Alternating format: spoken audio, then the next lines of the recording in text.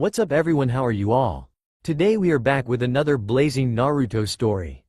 If you enjoy then please like, share and do comments. And also check the description to original creator of this beautiful creation. 3 years later, training field 7. He was exhausted. All of his teachers were there along with the members of the Shinobi Council, as well as the current Anbu commander. And they were currently judging his abilities and whether he was worthy of the leaf Hite 8. Thinking back over the last 3 years made him smile, as he recalled all the good times that they had shared and all that they had taught him as well as everything he had learned on his own.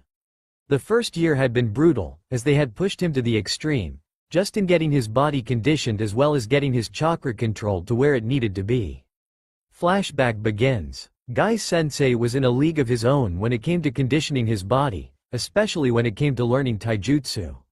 He had spent most of that first year constantly adjusting his chakra weights, since having Miyuki sealed inside of him, as well as having a nearly inhuman healing rate to boot, meant that his muscles and bones were healing up overnight. Once the green-clad man had learned this, he was ecstatic and gave him full body workouts every other day. On the days they weren't working out, Akari was learning the stances and moves of the Goken, or strong fist taijutsu style. The biggest reason behind him learning this was because Miyuki had insisted that the moves were quite similar to the Genso no Ken, or Fist of the Elements style. His second year with Guy Sensei was quite similar to the first with two major differences. The first was that his chakra weights had had the limiters reduced, meaning he was working out with far more weight added than before. The other was that he was beginning to learn the differences between the two stances, and training in the Genso no Ken. He wasn't allowed to add in any of his elemental natures, as both his sensei had wanted him to get the moves of his chosen style nearly flawless before adding anything to it. By the time he was finished with this year of training in taijutsu, he was wearing 500 pounds of weights, which was absolutely stellar for a boy of his age. By the time his third year began, Guy Sensei and Miyuki had determined that he was ready for the next step and had begun an extreme regimen as far as his taijutsu style was concerned. The first 4 months had been learning to add his water nature chakra to his body while sparring. They quickly learned that his natural grace and agility while fighting increased exponentially when utilizing this type of chakra. The other thing that they noticed is that his hits were as hard and unforgiving as a tsunami when he was attacking, or as gentle and deceptive as a stream when he was dodging or redirecting his opponent's strikes. The next 4 months were devoted to learning how to channel the fire nature chakra, and they quickly realized that his form while using this part of his chakra that his moves were an all-out offense. Also was that his aggressive side became more focused and intense, just like a fire. In fact, Guy Sensei mentioned in passing that this part of the style reflected the fires of his soul. The last 4 months were spent in learning the most difficult part of his style, learning how to harness the power of his wind nature chakra.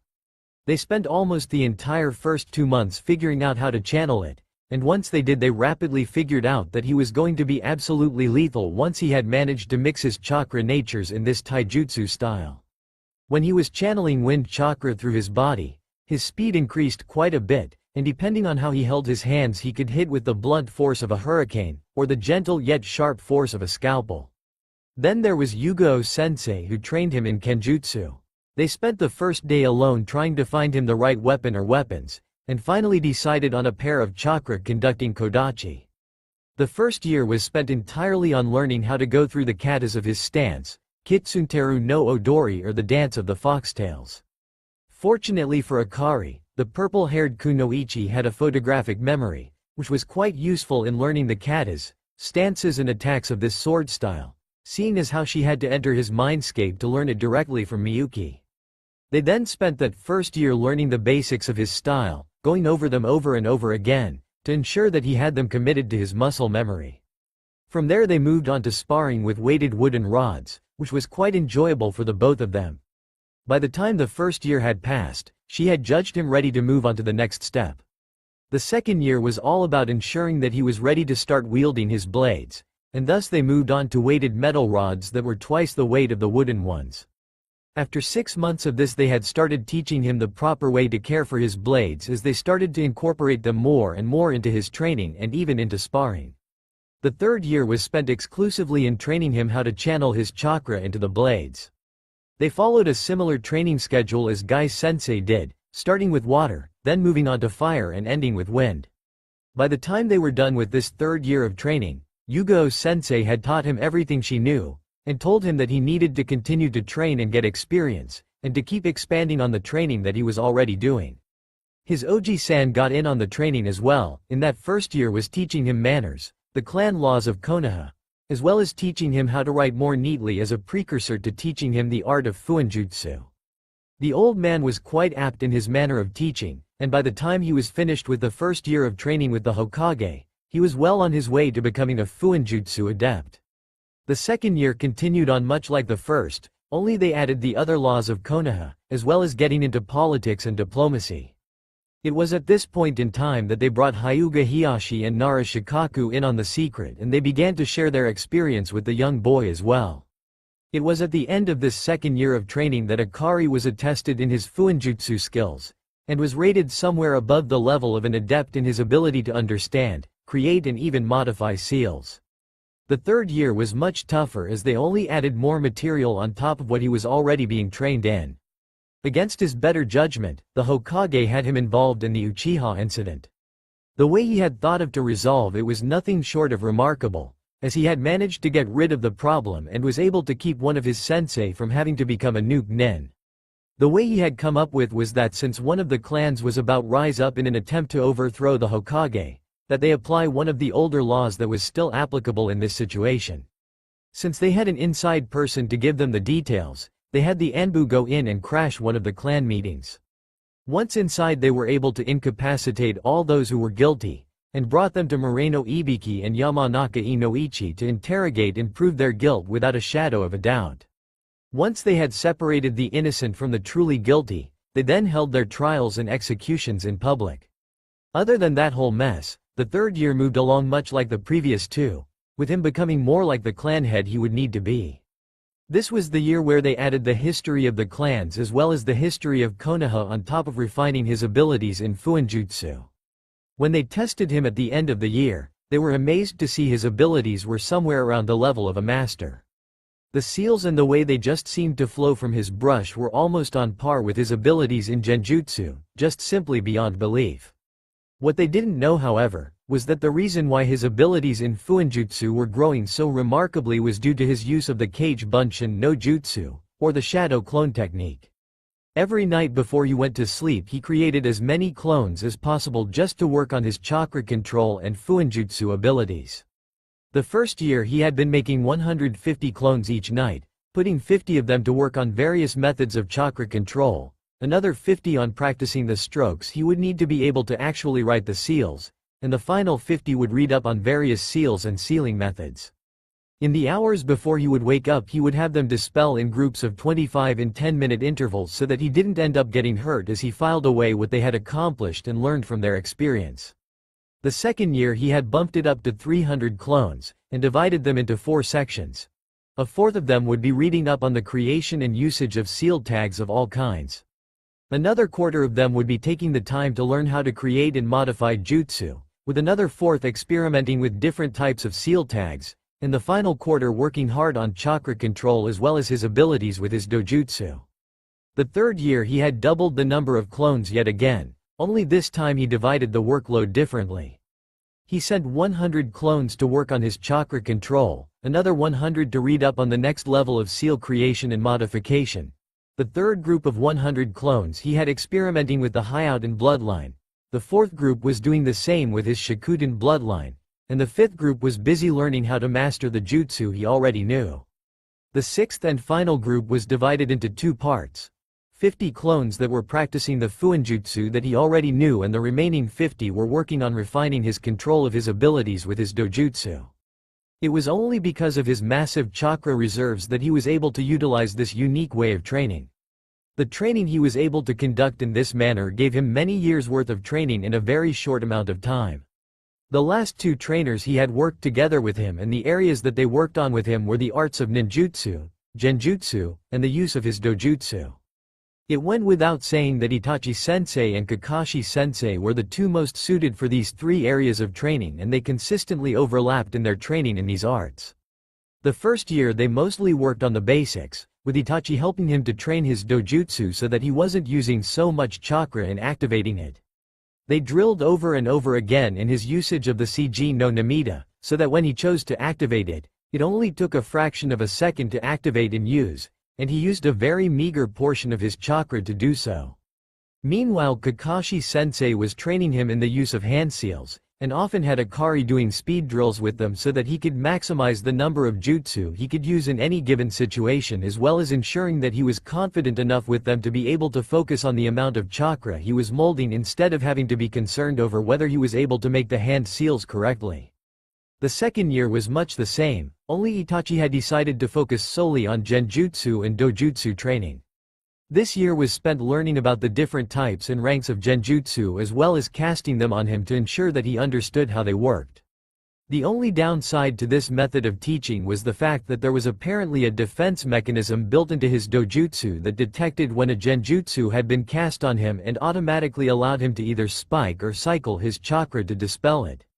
They ended up having to have Akari form the genjutsu over Itachi instead, and once it had been dispelled he was graded on how well he had done. On the other hand, Kakashi had been having a much easier time of training the boy in ninjutsu as he was a very quick learner when it came to hands-on training. The academy's 3 jutsu were learned in a day, and he quickly set out to learn as much as he could in making the greatest use of the ninjutsu he learned. The first 3 elemental jutsu that he learned were all D rank, and they were Suiten, Mizu Dan, Kaden, Hinotama, and Futon, Kei's Dangan. By the time the year was done he could honestly say that he had learned a lot from Kakashi-sensei, as he had learned how to moderate the amount of chakra he poured through the seals and could charge the first 3 jutsu that he had learned with enough chakra to take them from D rank to high C rank in both range and damage. Year 3 was by far the most interesting training for the boy, as he truly exploded in his capabilities with his dojutsu and genjutsu. Itachi was extremely grateful for what he had done for his clan as well as for the village, so grateful in fact, that he had spoken with the Hokage about arranging a betrothal between Akari and one of the young girls in his clan. They debated it fiercely for a few months before deciding that they would allow the young clan head a choice in whether it went through or not. By the end of the year, Akari knew at least 2 genjutsu each of D rank, C rank, B rank and A rank. He could cast them quickly and was able to layer 4 genjutsu on a target as soon as he made eye contact. The best thing is that it always took 2 separate methods to break out of his genjutsu as long as they were cast with his dojutsu. The time that he had spent with Kakashi-sensei had paid off dividends in his abilities in combat. The third year had been when he had learned about collaboration jutsu, like water and lightning or wind and fire. The fact that he was able to create a few B and C rank jutsu for his affinities as well as his 2 bloodline abilities was nothing short of spectacular. Flashback ends. Wincing as he stretched out his sore and aching muscles, the 8-year-old boy took a few more minutes to stretch his body out as it had been quite the rigorous workout. He had started at 8 this morning with the spar from hell with Guy-sensei, then after a 20-minute break, he had matched swords with Yugo-sensei. By that time it had already gotten close to lunchtime, and so they had stopped there and eaten before continuing on. Immediately following lunch had been Itachi, who had had to make a couple of clones for him to test his dojutsu and genjutsu on. The one who had really put him through the ringer though had been his Aniki, Kakashi-sensei. That had been an hour-long spar from the very lowest depths of hell, and the only reason he hadn't won had been because of his lack of experience. Finally he shook his head and stood tall, as he had nothing to be ashamed of and everything to be proud of at this point in time. Walking forward to where everyone was gathered around the Hokage, where he waited until they were done talking and he had their attention. Bowing low to the Hokage, he held it for a moment and then stood slowly. "I trust that my abilities are sufficient for me to wear the Hite 8 of the leaf and bear it with pride, Hokage-sama?" With a twinkle in his eye, he nodded and motioned for everyone there to take a seat. Smiling in gratitude to the old man, Akari carefully sat Nciza across from the Shinobi Council. Directing his gaze to the Hokage, he waited patiently for the eldest ninja of the village to speak. "Akari-kun, it is indeed a pleasure to see how far you have come, and to get an idea for just how far you will go. I would like to take this time to get a feel for what your full capabilities are, and thus will turn the floor over for any questions from the council to either you or your teachers." Hiruzen then turned and looked to his left and then to his right and nodded. The first person to speak was Hyuga Hiyashi. Sojin-san, the dojutsu that you have, what exactly are its capabilities? Taking a moment to gather his thoughts, he quietly responded. Hyuga-sama, the CG no Namida enables me to layer multiple genjutsu on any target with just a glance, and they require 2 or more different methods or attempts to dispel dependent on the strength of the person they were cast on. Once activated, they allow me to know almost instantly whether I have been subjected to genjutsu or if someone is currently attempting to attack me by using one against me. They also allow me to target someone by attaching an ultra-thin chakra string on mental command so that my jutsu will track them if they attempt to dodge or kawari me out of the way. Pausing for a moment, he cleared his throat and continued. The ultimate ability of my dojutsu is the ability to sense if someone I am looking at has a kekkei genkei, and either unlock it, if they haven't already unlocked their ability, or to lock it away either temporarily or permanently. There is a weakness or two, but those shall remain as they are, known only to me. No disrespect intended, Hyuga-sama. Nodding at his answer, Hiyashi sat back and pondered on what he had been told. The next person to speak was Nara Shikaku. Hitaki-san, in your honest opinion, based on what you and your fellow nin have observed over the last 3 years, where would you rate his abilities? Taking a step forward and placing his hands directly on Akari's shoulders, he carefully squeezed them briefly before responding. In all honesty, Shikaku, I can only rate him on what I have seen, so there will need to be an answer on part of his training from the Hokage as well. I will give you a rundown on what we do know about his skills and abilities. Sojin Akari is a close to mid-range fighter, who excels at kenjutsu and genjutsu. I would rate his taijutsu at high chunin, his kenjutsu at high jonin, and his genjutsu at high jonin to low anbu level. His ninjutsu, I would have to say, is definitely at high jonin, especially since a number of his attacks that he used earlier today were created by him, since we have very few if any jutsu that have ever been used by either Hyouten or Shikuden bloodline bearers. Here he paused and gathered his thoughts once more before continuing. His capacity for stealth is definitely at anbu level. His chakra control is also at anbu level, and he currently has solid jonin level reserves. I will defer to the Hokage's judgment in announcing the rest of his abilities. All eyes turned to the Hokage, who took a deep drag from his pipe before responding. Due to the fact that our only Fuinjutsu masters are currently away, I have been personally instructing young Akari-kun in the art. A lot of where he has learned has been in self-study from scrolls and other writings, and I would rate him somewhere above an adept in level. That is the best assessment I can offer at this time due to the fact that he has surpassed me in the creation and modification of seals a while ago. Akari remained calm on the outside, but he was bouncing around like a little kid on the inside at his Oji-san and Aniki's answers to the question. Glancing around at the gathered clan heads as well as the Anbu commander, he sighed mentally as he waited for any more questions. They all appeared to be discussing the answers for a minute or two before Yamanaka Inoichi cleared his throat. In your own words, what rank would you see him attaining today, and I would like for each of you to answer for yourselves. Gai-sensei immediately leapt forward and bowed. Honored council members, I feel that our most youthful student is most deserving of the rank of Chunin, at least until he has more experience under his belt. I personally feel that it would be a grave mistake to just make him a genin when he is fully capable of the most youthful teamwork I have seen in anyone in a long time. Here he bowed once more and stepped back. The next person to step forward was Yugo-sensei. I would agree with Gai-san in his assessment. Akari-kun not only has the drive to improve himself, but to help others around him to improve and grow as well. I have learned a great deal from him in the last 3 years, almost as much as I have taught him, and I feel that he should receive the rank of Chunin. As she took a step back, Itachi-sensei stepped forward. I concur with my comrade's previous statements. I feel that he not only has the ability but the mentality to handle the rank. I would ask that he be assigned to a team that is shy of person, so that way he can gain the experience he needs to grow and progress. Once he was done, he took a step back and Kakashi cleared his throat.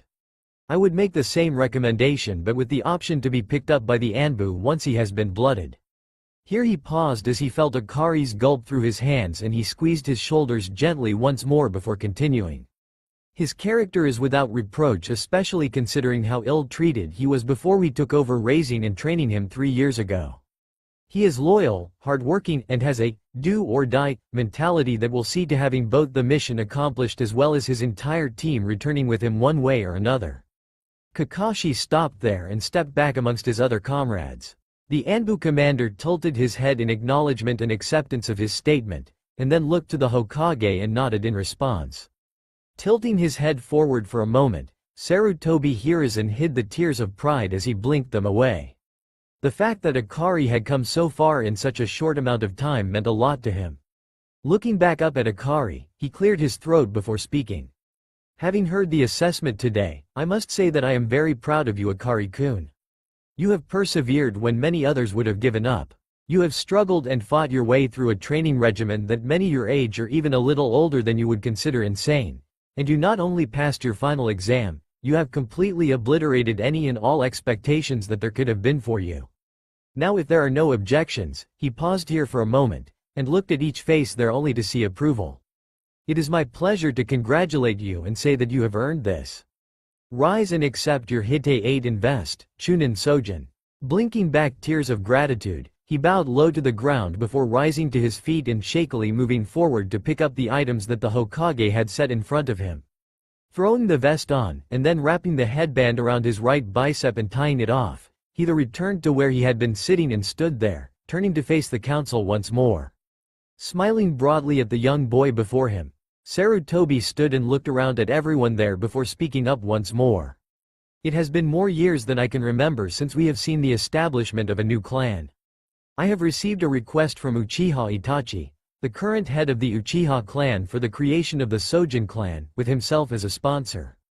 According to the laws of Konoha, the only people who have any say in the creation or addition of a new clan are the Hokage as well as the other clan heads. Turning to Akari, he smiled once more. Akari-kun, if this request is accepted and passes, until you turn 16 or become a Jonin you will need to have someone who will represent your clan in council meetings. Do you have anyone in mind that would be able to do this for you? Getting a nod from the young man in question, Hiruzen turned his attention once more to the council members in front of him. Anyone have any reason why this request cannot be accepted? Aside from the fact that there is only the one member for now, that is. Seeing that no one there seemed to have any objections, he smirked as he turned back to face Akari. Chunin Sojin, upon unanimous decision of the council, you and your family are now a clan of Konoha. Seeing as there is only yourself and no one else, we will need to initiate the Clan Restoration Act. You will need to find a minimum of 3 women and be married by your 16th birthday to at least one of them. Is that understood? Grumbling mentally about this, Akari nodded. Hi Hokage-sama, I do have one question though. It is acceptable that I have the final say in the matter of my marriages, and that they are not to be forced or coerced, is that correct? Getting a nod and a soft smile in response, he sighed in relief. Taking a deep breath, he turned and faced his teachers. Yugo-sensei, Onesan, would you do me the honor of accepting the role of being my clan's representative on the council until I either come of age or achieve the desired rank? Stunned beyond belief, it took her a moment to respond. Smiling at her honorary Ototo, she nodded to him. Hi, Ototo, it would be an honor to assist you. I appreciate your trust in me, and will never give you cause to doubt me. Turning back to the council he smiled and bowed. Thank you for supporting me in this. I am eternally grateful to my teachers as well as each of you for all that you have done for me. I await your orders, Hokage-sama. Looking through the papers in front of him, he shuffled through them looking for the right one. Finding it, he cleared his throat before reading from the sheet. Chunin Sojin, you are to report to your team's training ground, which is Training Field 18, in the morning at 8 a.m. Your new team is Chunin Inazuka Hitomi, Chunin Aburame Takehito and Jonin Sensei Yasumasa Habara. Any questions? Shaking his head, Akari smiled internally. Things had been going great for him and he was finally starting to reach some of his goals. Blinking as he looked around at everyone standing there, he was a little surprised at seeing Itachi-sensei approach him. Sojin-san, it is an honor to have helped you to get here, having achieved 2 of your dreams this day. I have with me a request, which will help both you and a member of my clan. I would ask that you hear me out and think about it before responding if you would. A single nod of Akari's head was his response. Pulling out a scroll from one of his pouches, Itachi handed it to the boy. In here is a betrothal agreement between the Uchiha and Sojin clans. All it needs is both of our signatures as well as your designated clan representative. I know how you feel about arranged marriages, Akari-kun, but I ask that you give her a chance and see where things go. You will have until your 15th birthday to choose whether to finalize said contract once it has been signed, and the only requirement that there is that the both of you spend time together and get to know each other. Deep in thought at the moment, Akari gently weighed the scroll in his hand. Unlike his former family, Itachi was giving him a choice in the matter, which was a huge plus for him. Also there was the fact that he had absolutely no respect for the Namikaze or Uzumaki clan heads, but he had quite a bit for Itachi, which also weighed heavily in favor of him accepting the contract. Removing the binding around it, he quickly scanned the document to see if there was a name listed, and was stunned by the name he found there. Looking up at Itachi, he nodded at the man. I must admit to being a little stunned at name listed here, to be perfectly honest. Setsuki-san was one of the only children I know that would play with me before my change. Is she aware of anything to do with me?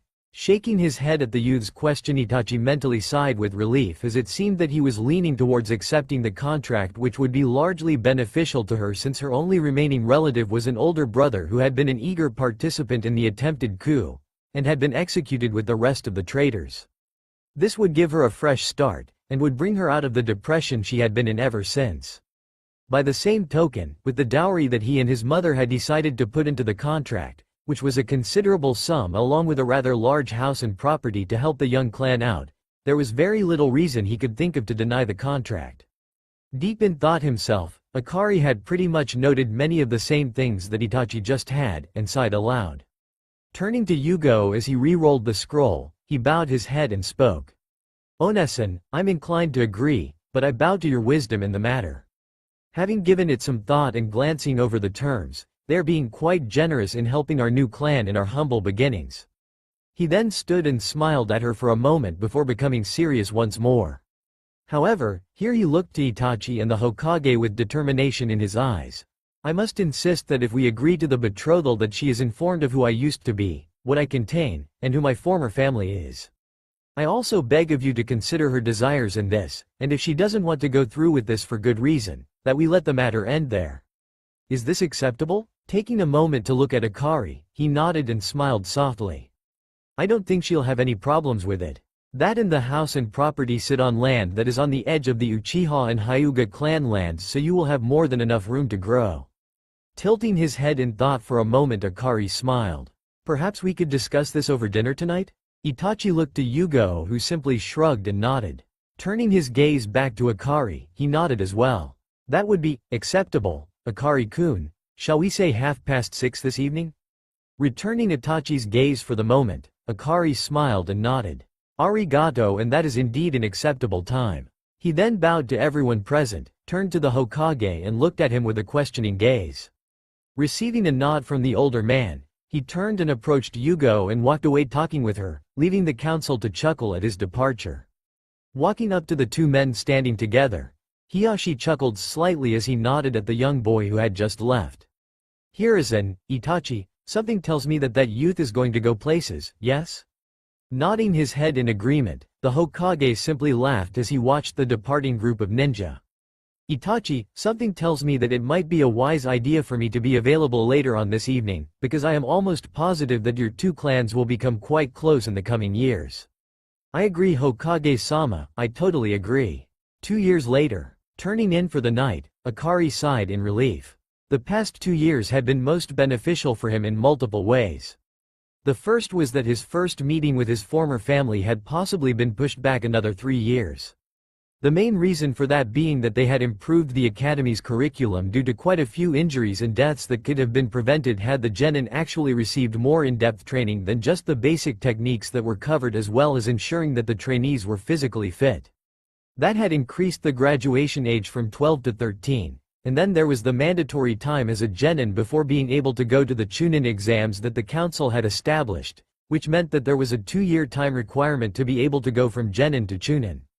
Due to this delay in graduation, as well as the time requirement, there was a small possibility it had pushed the confrontation with his former relatives from when he was 12 to 15, and with the test he had undergone earlier today in trying to join the Anbu, He was certain that by the time he actually had the confrontation with his former family that he would be a Jonin and be firmly entrenched as a clan head. While he was fairly certain that he did well enough to pass, he was still concerned because his age might be the one factor in him not being accepted. That, and he was concerned about the possibility of his ex-relatives coming back earlier to ensure that their daughters were made genin. Then there was the new house that he had been living in for the last year and a half. He had been pleasantly surprised by the reaction he had received from Setsuki, and that had been the deciding factor in choosing to sign the contract. Flashback start. The dinner had been amazing, but Akari could already tell that something was worrying Setsuki, and he knew that he wasn't the only one to pick up on it. Once dinner was over, the conversation slowly became heavier, as both Itachi and Makoto, his mother and chief advisor in his role as the Uchiha clan head, directed the conversation toward why everyone was there this evening. Eventually, the Uchiha matriarch smiled and cleared her throat. Setsuki-chan, there are multiple reasons for why we are all gathered here tonight. The first is to clear up the mystery concerning one of your dearest friends, one Uzumaki Naruto.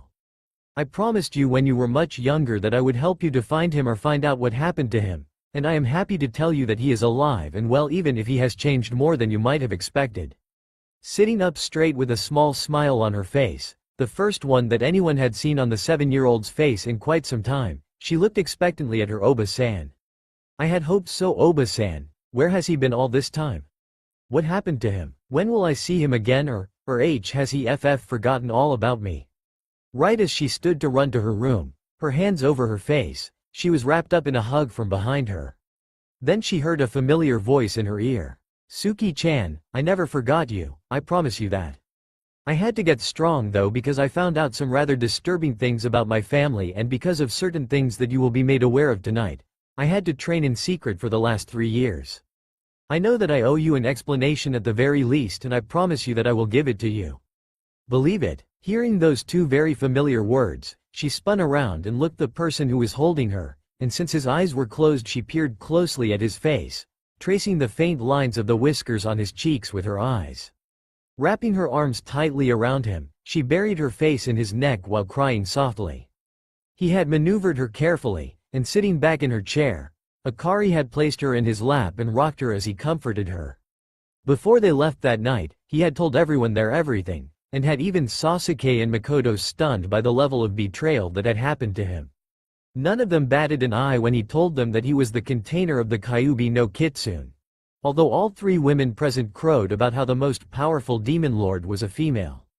What she was stunned about though was the fact that Miyuki Ka-san had changed his body so that not only was he not related to his former family anymore, but that he had been given a new bloodline and was the beginning of a whole new clan as well. Setsuki thought about whether she would be allowed to marry him, and was a little put out about the fact that she would have to share him. What do you mean that I will have to share you if I want this? Smiling at her gently, he placed a finger to her lips. Suki-chan, can you share me? I want you to know that I will consider us all as equals under our roof. Only in public will I appear to greater, and that is only because I will be the head of our clan. In any important decision you and the others, whoever they might be, will have an equal say in what we choose. Can you accept this? Pouting cutely at him, she turned and thought about it for a few minutes. On the one hand, she knew that he would have to have at least 3 wives. She knew what kind of person he was, and knew that growing up he had had very little love and affection in his life, but amazingly enough he still had a big heart, and she knew that she wouldn't be loved or cared for any less than the others. Setsuki was also very grateful that she wouldn't have to be a trophy wife, someone who was only kept around for her looks and to pop out babies. As she tossed the idea around, Akari was quietly carrying on conversation with his host and his family. They covered just about any topic you could think of, from his training regimen, to the ideas he had for getting back at certain people for just foolishly abandoning him. After a few more minutes she squeezed him gently to let him know that she had made her decision. Gulping slightly at the attention on her, she cleared her throat afterward so that she could speak. I accept the proposal. I know Akari-kun would never treat anyone precious to him badly, and to be honest I think I'd like the opportunity to grow together with him over the next few years, so that we can get to know each other better. Flashback end. In fact, the house had needed so much work done, that it was better off being torn down and rebuilt. He and Itachi had come to an agreement that they would match every single ryo that he put into the new building, and that was mainly due to the fact that they figured that he wouldn't be bringing in all that much until he gained more rank and was able to take on harder missions. What they still didn't know is that he had his clones steadily making sealing scrolls and explosive tags on the side, and that he was making around 15,000 ryo each month above and beyond what he was making with missions.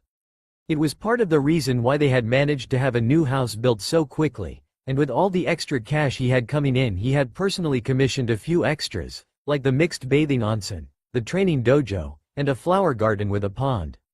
Laying there in bed as he prepared to go to sleep, the youth sat there and mentally estimated how much he had saved up over the last 2 years and whistled quietly as he figured he had saved up almost 500,000 ryo in the last 2 years, and that wasn't counting interest earned either.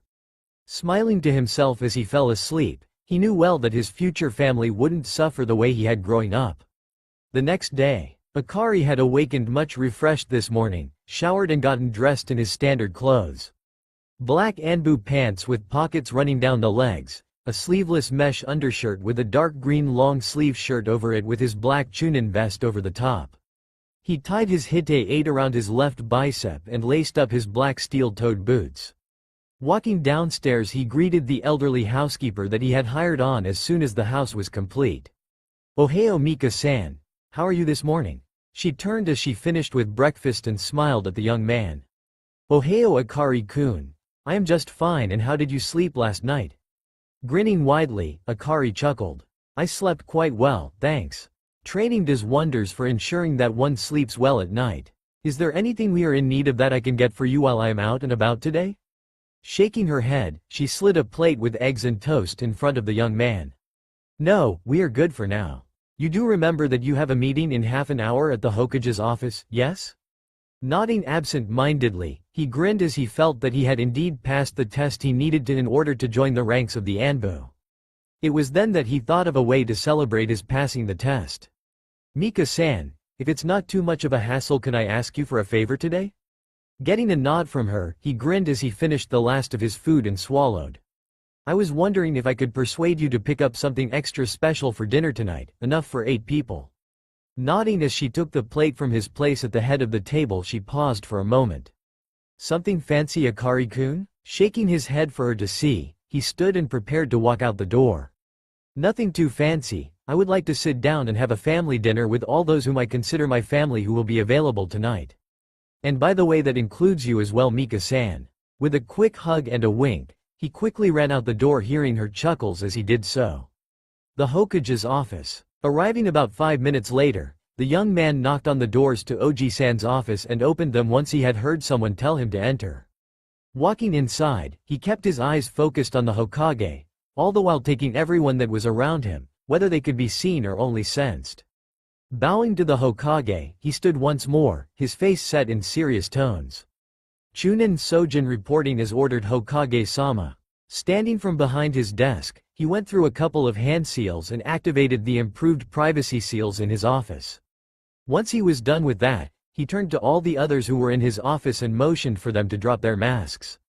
Cat turned out to be Yugo, Dog was Kakashi, Weasel was Itachi, and the Anbu commander, otherwise known as Wolf, was Hyuga Hana. Clearing his throat to get everyone's attention, the Hokage began to speak. "Sojin-san, you have been called here today to join the ranks of the Anbu. You will be joining the Anbu Black Ops Squad, under the command of Hitaki Kakashi, and whose members are as follows. Weasel, who is their long-range combat specialist and interrogator, and Cat, who is the team's assassination and close combat specialist. There are 3 masks that you can choose from here, and they are the Hawk, Boar, and Fox masks. Once you have chosen your mask, then we will ask you to take off your shirt to receive your tattoo, which will designate you as an ANBU." Standing and approaching the desk, Akari looked over the masks that were there and quickly picked up the Fox mask.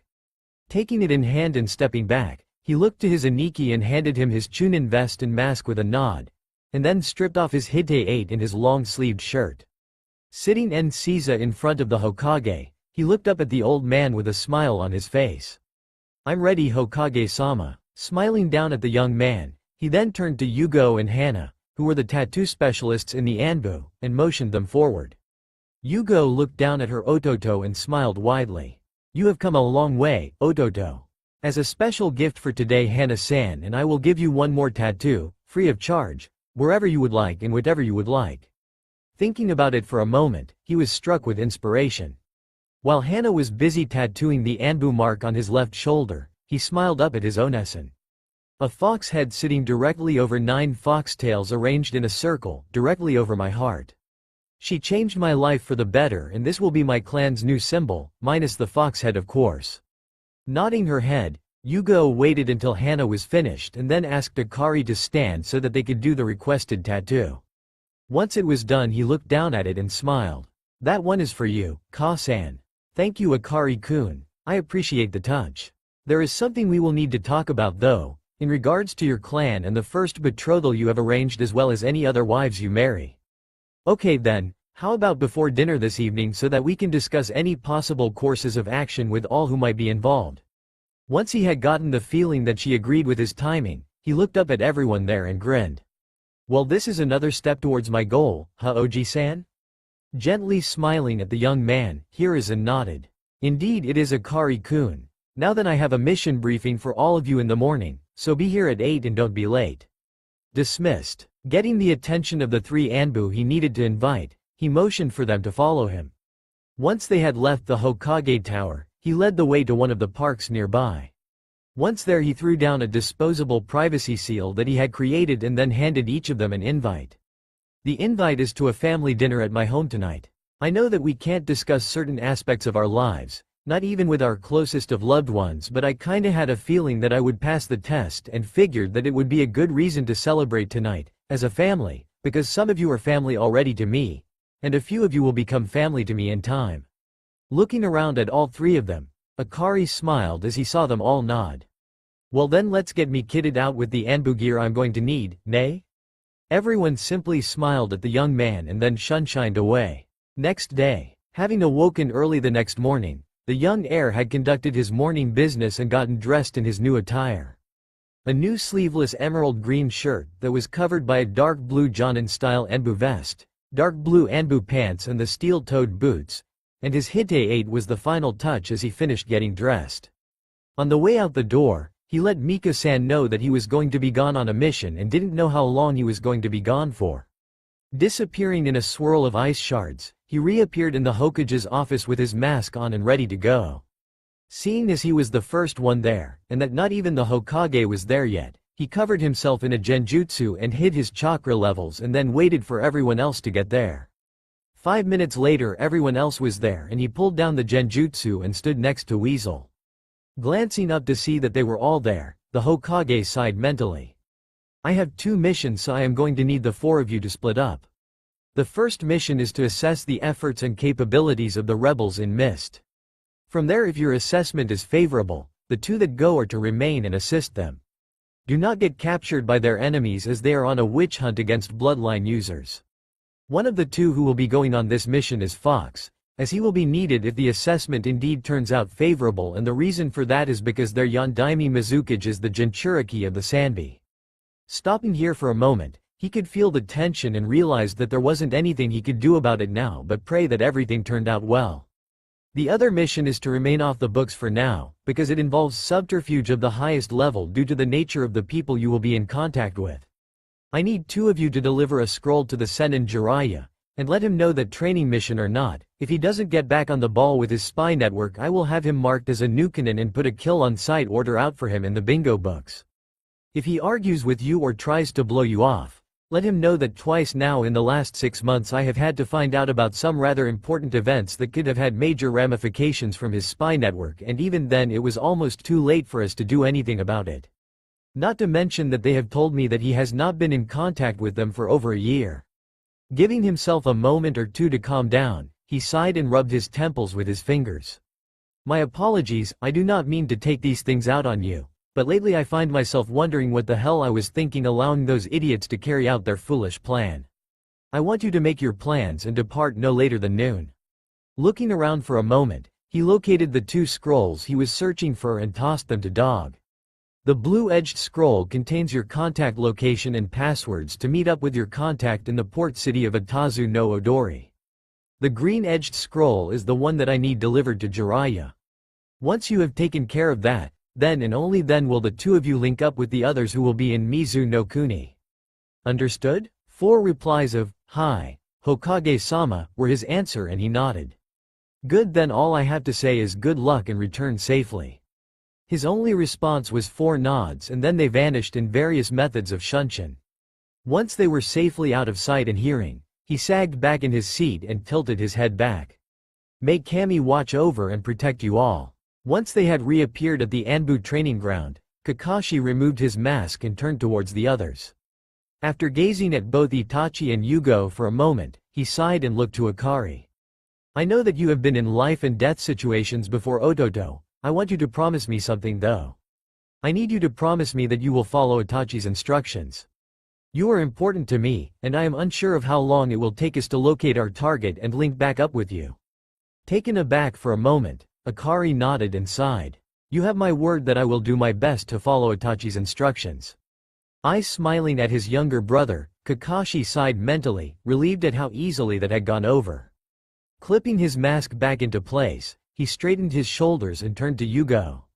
You're with me, Cat, Weasel and Fox. You are to head out to the contact's location and be there in 3 days.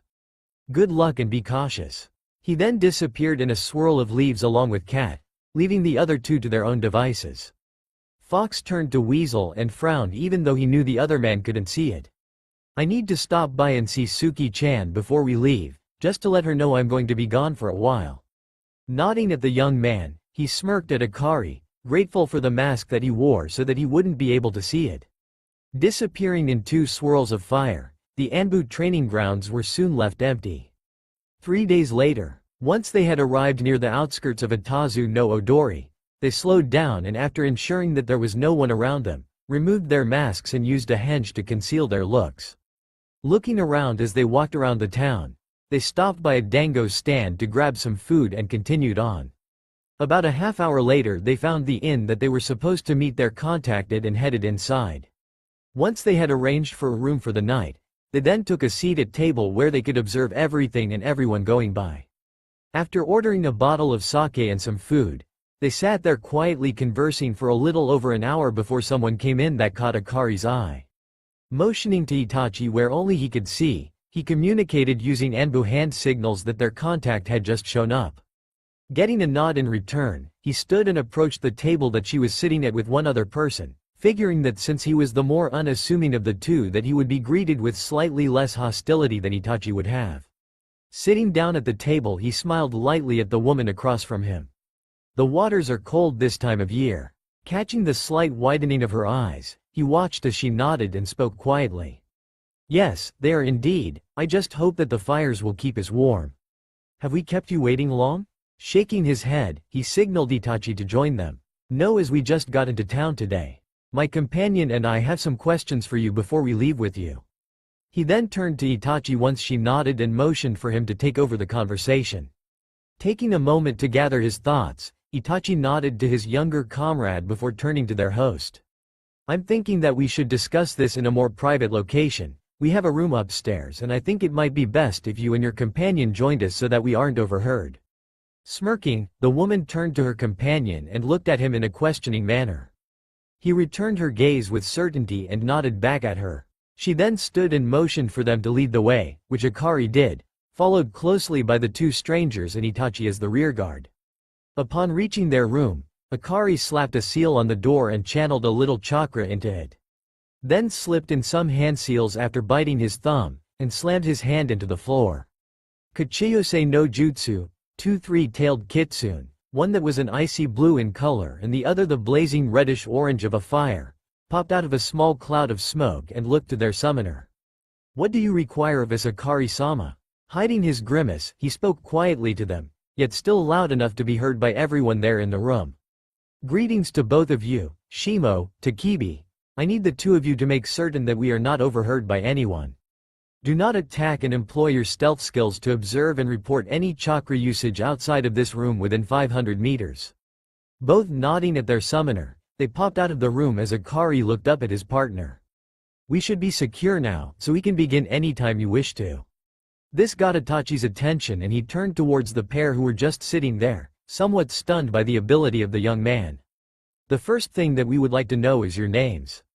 I am Uchiha Itachi, and my partner is Soja Nakari. It was at this point that the two of them dropped their respective henge and resumed their normal looks.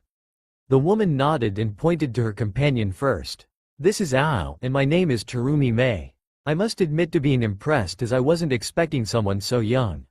Smirking just a bit, Itachi replied, true, but we weren't expecting to meet with the leader of the rebels and her second in command either. Touché, now what questions do you have for us, because I'll be honest with you.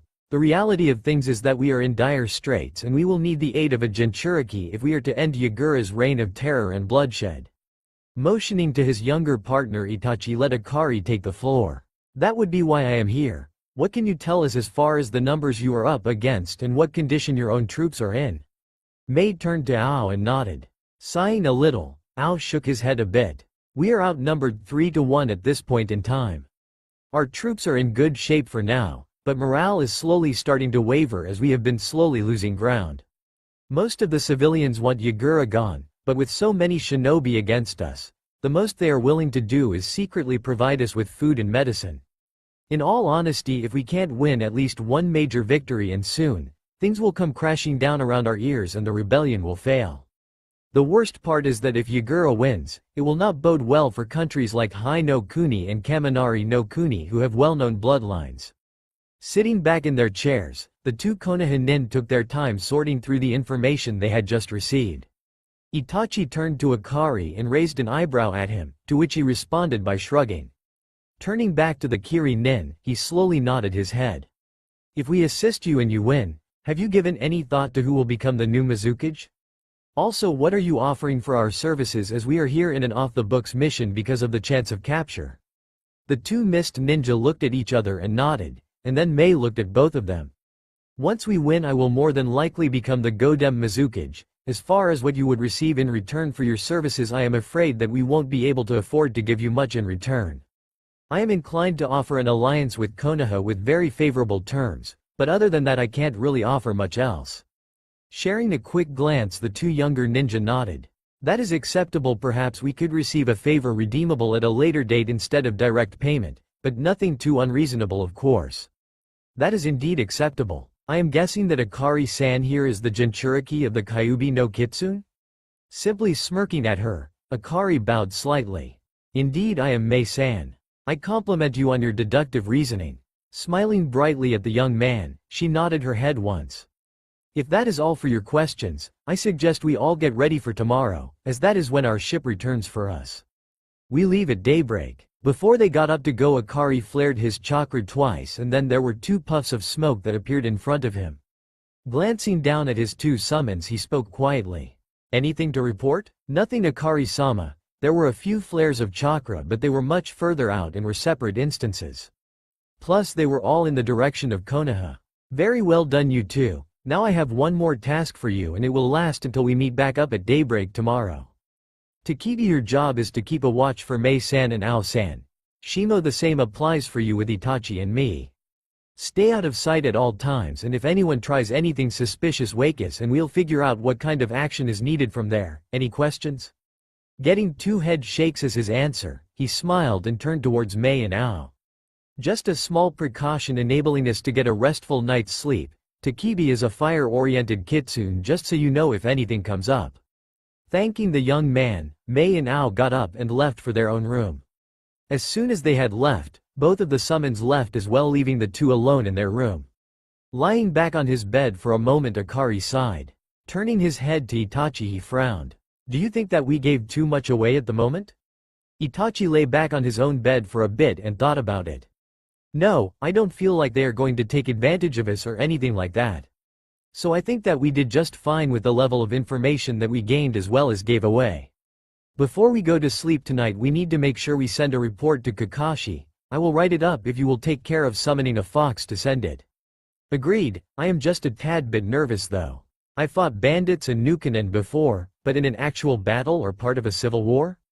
I'm not scared so much as anxious, as I know that this will be on a far larger scale than anything I have ever been through before. Itachi turned to look at the young man that he regarded as part of his own family. I trust you to do what you feel is truly right. It isn't all that uncommon to feel that way, all it means is that you are human. What you need to worry about is when you feel nothing at all, for that is when you have truly lost all touch with humanity. Exhaling heavily, Akari turned to look at Itachi and smiled slightly. Thanks Itachi, I appreciate that greatly. I suppose that we should get that report written up so Aniki can get it sent to the Hokage along with his own report.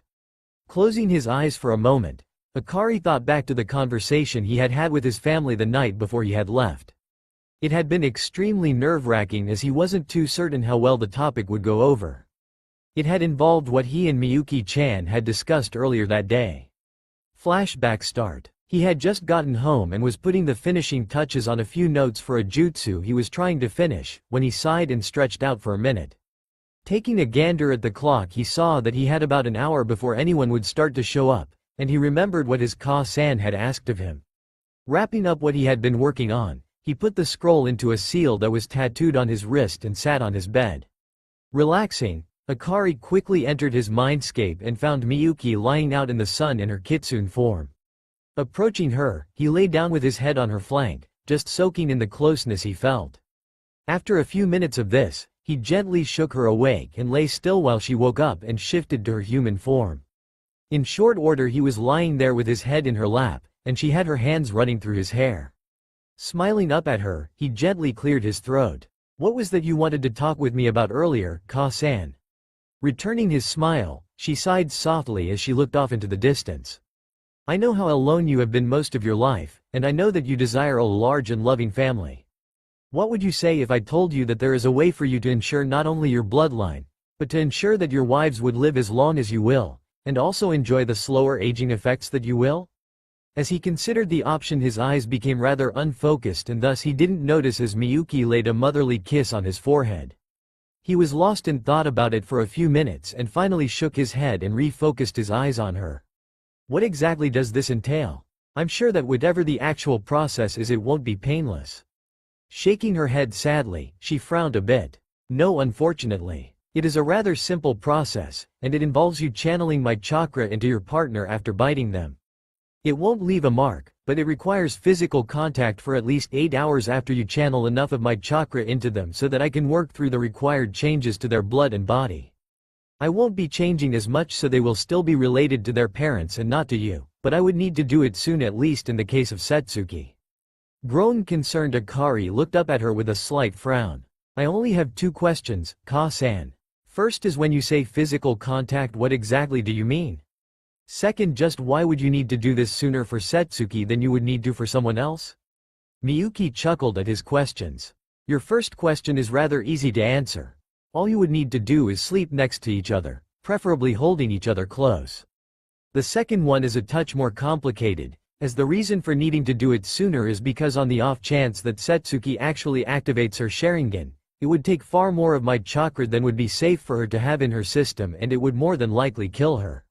So if you think about it, not only does she gain all the benefits from your bloodline, but she also goes from maybe gaining her Sharingan, to definitely gaining the CG if we do this. He laid there stunned for a few minutes before snapping out of it. Looking up at her with gratitude, he sat up and tackled her in a hug, all the while mumbling his thanks to her for her kindness and care. She simply hugged him back, rocking him back and forth until it was nearly time to get ready to receive the guests for dinner that night. Flashback end. Akari smiled to himself as he remembered the reactions he had gotten from everyone who had participated in that particular conversation. He would admit to a certain level of nervousness since Setsuki was going to give him her answer once he got back from this mission. Hoping that she would say yes, he shook his head to clear it and sat up. You about done with that report, Itachi? Getting a nod from his older partner, he quickly ran through the process of summoning, and a one-tailed fox popped up. Greetings, Akari-sama, you have something for me to do? Picking up the small kitsune and scratching behind her ears, he chuckled as he spoke to her. Yes, Yuri-chan, I do indeed. Here in a few minutes, once my partner here is done, I need you to take the report that he is writing to Hitaki Kakashi. I want you to ensure that no one else but Azuki Yugo is around when you deliver it. Stealth is essential, so that's why I summoned you, because you are the sneakiest kitsune I know next to Miyuki-chan. Giggling softly, Yuri nodded and lay down in his lap, enjoying his attention for the moment. Itachi smiled slightly as he took in Akari leaning back against the wall with Yuri lying on his lap. It never ceased to amaze him how big a heart the young man had, especially with how badly he had been treated growing up. Clearing his throat to get Akari's attention, he watched as the young man's eyes snapped open. "I'm ready to send the report, are you ready?"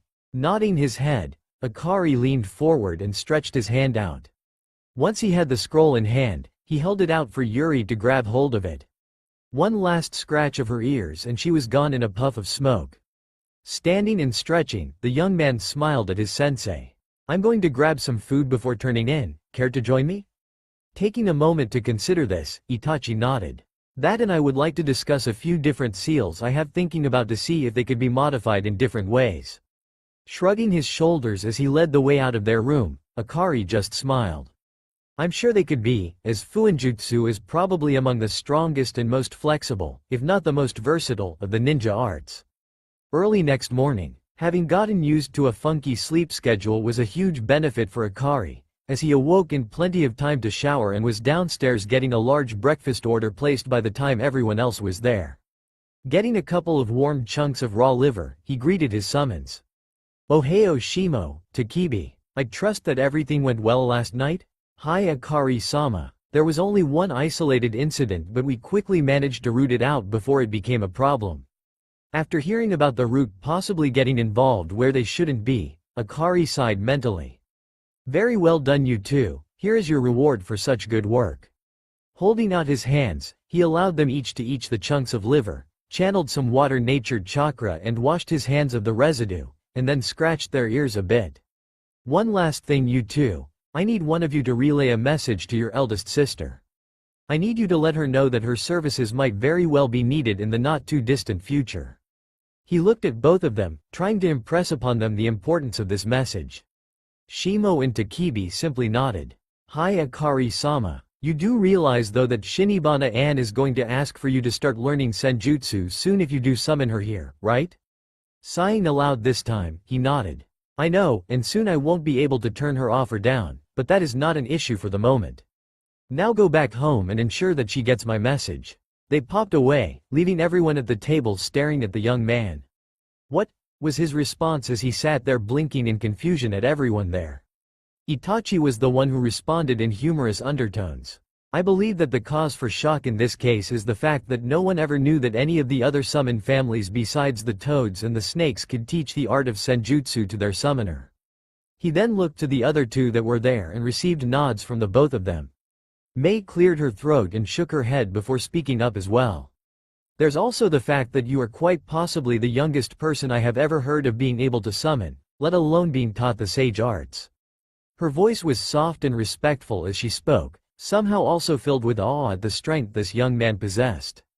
Chuckling lightly, Akari simply nodded at them. "Well, dig in before it gets cold. We need to be at our best, so I woke a little early and arranged for this spread." Throughout the meal everyone was discussing the upcoming trip and what they should expect from their hosts. They learned about how the 7 swordsmen of Kiri had attempted a coup to try and overthrow Yagura and how the attempt had failed. Most of them had then disappeared, with the exception of Ringo Amayuri and Chojuro, who had both joined the rebellion to aid Mei. When he heard this, Akari got a gleam in his eyes as he thought about getting the opportunity to spar with one of the 7 swordsmen. He continued to listen as they spoke about other issues that they had come across, like the extermination of the Kagaya and Yuki clans and their bloodlines. It was while they were finally leaving the town and out to sea that he got up the courage to ask about what their bloodlines were, that he got the shock of his life. "Nay, Mei-san, can you tell me a little bit about the 2 clans and what their bloodlines were?" Akari stood at the railing, enjoying the sea breeze that was blowing in his face while they talked. Her eyes closed, Mei mentally shrugged as she thought about whether or not she should be talking about these things when she realized it really couldn't do any harm. The Kagaya had the ability to call their bones out from their body in various ways, either as weapons or as ways of entrapping their foes. The Yuki clan was able to utilize one of the sub-elemental chakra as their bloodline, much like my own family. The Terumi clan has the ability to use both Uten and Futen sub-elements as part of our Kekkei Genkei. Here the young smiled as he thought about what her elemental affinities were. "So you're very similar to me then. I was given a new bloodline by the Biju that I contain the ability to use the Shikuden and Hyouden sub-elements. He trailed off for a moment when he sensed that she was staring at him. Opening his eyes and looking at her face, Akari was surprised to see the look of shock on her face. "What's wrong, Mei-san?" Shaking her head, she turned her head to look back out to sea. The sub-element of the Yuki clan was Hyouden. Realizing that he might have brought up some bad memories, he sighed. "Gomen Mei-san, as I did not mean to remind you of anything bad." Waving his concerns off for the moment, she turned back to him. "You couldn't have known Akari-san. I will say this though, you will find it much easier to use your Hyouden abilities while in Mizu no Kuni, seeing as it will be easier for you to draw out water from the surrounding area to use in your jutsu." Taking a moment to consider this new revelation, Mei was struck by an idea. "Say Akari-san, what would you say to receiving copies of any jutsu that they had, if we can find any of their scrolls?" Growing wide-eyed for a moment, Akari stopped to think about it for a bit. "Will this be in lieu of my receiving a favor for later?" The red-haired woman immediately shook her head. "No, this will be a bonus of sorts, as there is no guarantee of there even being anything of theirs still around." Bowing ever so slightly, Akari drew her attention back towards him. "Even if we find nothing to help me, I will be honored to help in any way I can." Stunned for a few seconds, Mei turned to look at the young man. "Why would you put yourself out there for us even foregoing any type of payment?" Standing up straight, he headed for where their quarters were on the ship. "That's quite simple, because it is the right thing to do." 3 months later, grunting as he finished his most recent spar, Akari smiled as he sheathed his swords and wiped his brow. Bowing to Amayuri as she reciprocated his actions, they took a seat and relaxed. "That was intense, Amayuri-san. If you had to honestly rate my abilities in Kenjutsu, where would you say I'm at?" Taking a moment to slug down some water, Amayuri thought about what the young man had said. 3 months ago when she had first met him and the rest of his comrades from the Leaf, she had chuckled to herself thinking that the child was just playing at being a ninja. Then a month into their stay, he had been one member of a 2-man team that had been sent out to assist them when she and 3 others had been ambushed on a medicine and food run. Flashback start. Cursing up a storm, Amayuri sliced through yet another kunai thrown at her. She had managed to hold off the attackers for a while now, enabling the rest of her team to get out and hopefully make it back to the base with the food and medicine. Running on fumes as far as her chakra was concerned, she was almost desperate enough to consider making this her last stand and taking out as many as she could before going down as well. That was when she saw 5 figures blur past her into the trees where she had seen at least 10 of her attackers lash out at her from, and then heard a young voice scream, "Ida ina bakuhatsu hyoi bunshin." Then there was a flash of blue light and the sound of multiple explosions as the figures turned a bluish-white color and shattered, sending fist-sized shards of ice into the surrounding woods. By the sounds she heard afterward, there must have been at least 5 of her enemies that were either dead or wounded. Right after that she saw a 3-tailed kitsune race past her and take up a protective stance in front of her, and then felt a presence at her side. Turning to look, she saw one of their few medic ninja and smiled a tiny bit. Getting a nod in return, she broke for cover and took a breather. The kitsune tilted its head toward her and spoke in a low voice. "How many of your attackers are left? Be quick so I can assist my summoner." Taking a quick moment to count in her head, she rapidly did the math and replied. 5 to 7, all either Jonin or Anbu level. Let your summoner know that as soon as I have recovered a bit of my chakra we will be leaving. I just wish we could leave no survivors, because the people will be punished for assisting us." Nodding his head really quickly, she heard him growl and bark a number of times before hearing a faint response. Cocking her head to one side, she looked at the fox in front of her in a questioning manner. Chuckling as he felt her look at him, he spoke quickly before leaving in a hurry. "I just told my brothers and sister to leave no survivors, so don't worry about that. Once you're ready, head out and we will cover your retreat." While she waited for the medic to finish healing her more severe wounds, she dug around in one of her pouches, and finding one last soldier pill, popped it into her mouth. Once she was healed enough to move, she quickly stood and nodded her thanks to the medic.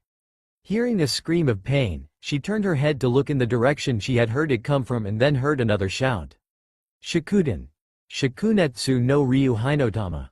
The next thing she saw was a white-hot fire dragon form from the flames coming out of the young boy's mouth, only to watch it spit out 3 fireballs the size of boulders. That combined with the screams of the 3 dying enemies convinced her it was time to leave and immediately ran after the medic ninja.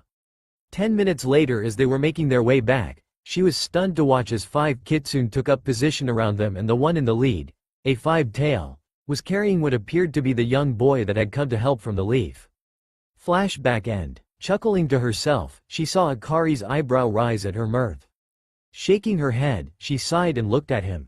To be honest, I was just remembering the day my opinion of you changed. That day that you and your kitsune saved my ass a few months back. I would honestly say that if you were one of ours, I would be doing whatever it took to get you as my apprentice to become one of the Kiri no Shinobi Katana Shichinen Shu. You are currently at or around low Anbu level with your blades, and have an almost uncanny ability to read what your opponent is going to do before they do it. Blushing lightly at the glowing praise and recommendation, Akari bowed his head to her. Arigato gozaimasu, Amayuri-san. Your assessment is much appreciated, as is your honesty. Waving her hand at him as they both stood, she simply shrugged off his words. You asked for an honest opinion, and I am nothing if not blunt about the way I speak my mind. I call them like I see them, and if you ever change your mind about staying in Konoha, come see me after this civil war is won and I will ensure that you get a place here. Chuckling lightly at her comment, he shook his head. I highly doubt that my fiancé would agree with that, all things considered. Especially since her clan and family all live in Konoha. Shaking her head in amusement, she laughed aloud. Engaged at 10, huh? Was it a pre-arranged betrothal of some sort? Grinning up at her, Akari nodded slightly. Something like that, as I am the only member of my clan and bloodline remaining. The council has enacted the CRA for me, and to be honest, I am grateful that it was one of my friends that I was engaged to. That alone makes it easier for me, especially since I won't have to be pressured or forced into any arrangements with women or girls that I may not even like or want to be with. Grimacing slightly, Amayuri shook her head and shuddered. Better you than me, that's all I'll say about that particular subject. We'd best be heading out to see if there is anything going on. 6 months later, having proven to be a superior swordsman, Akari found himself teamed up with Amayuri and Chojuro quite often on missions. All too often, at least in the beginning, he had been caught in the middle of the two, seeing as how Amayuri was an outspoken and brash woman, and Chojuro was lacking in self-confidence and rather meek to boot. Now 6 months later, they were a fluid and efficient team.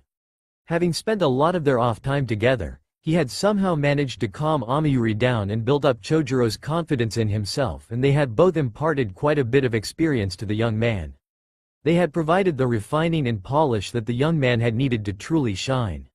At the current point in time, they were all heading back from a successful infiltration mission, which had gotten them some very interesting information on the actual numbers of Yagura's forces. They were all joking and laughing when there was a near-silent gasp from Amayuri that drew both of the others' attention. They both stopped and turned to look at her and saw that she was staring at a copy of the Elemental Country's bingo book. Moving so that they could both look at what had her so shocked, they were shortly stunned as well. There, staring up at them from the unknown affiliation section, was Sojin Akari while wearing his fox mask, staring back at them.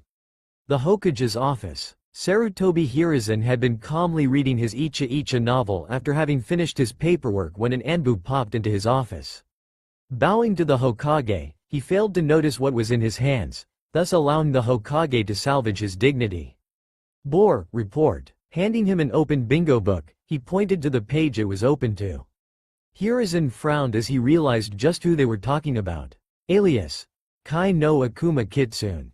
Name: unknown. Age: 12 to 13. Village: unknown. Date of birth: unknown. Blood type: unknown. Height: 5 ft. Weight: approximately 100 lbs. Bloodline: Hyouten, Shikuden. Thread rank: B. Abilities: Taijutsu: unknown. Genjutsu: Chunin, Jonin. Ninjutsu: Jonin. Kenjutsu: Jonin, Anbu. Known elemental affinities: wind, fire, water. Wanted dead or alive: Kiri, 500,000 ryo. Wanted in Kiri for aiding and abetting the rebel faction, as he has killed 10 Anbu, 20 Jonin, and 37 Chunin, all in the name of the rebels. Is especially lethal with his twin Kodachi.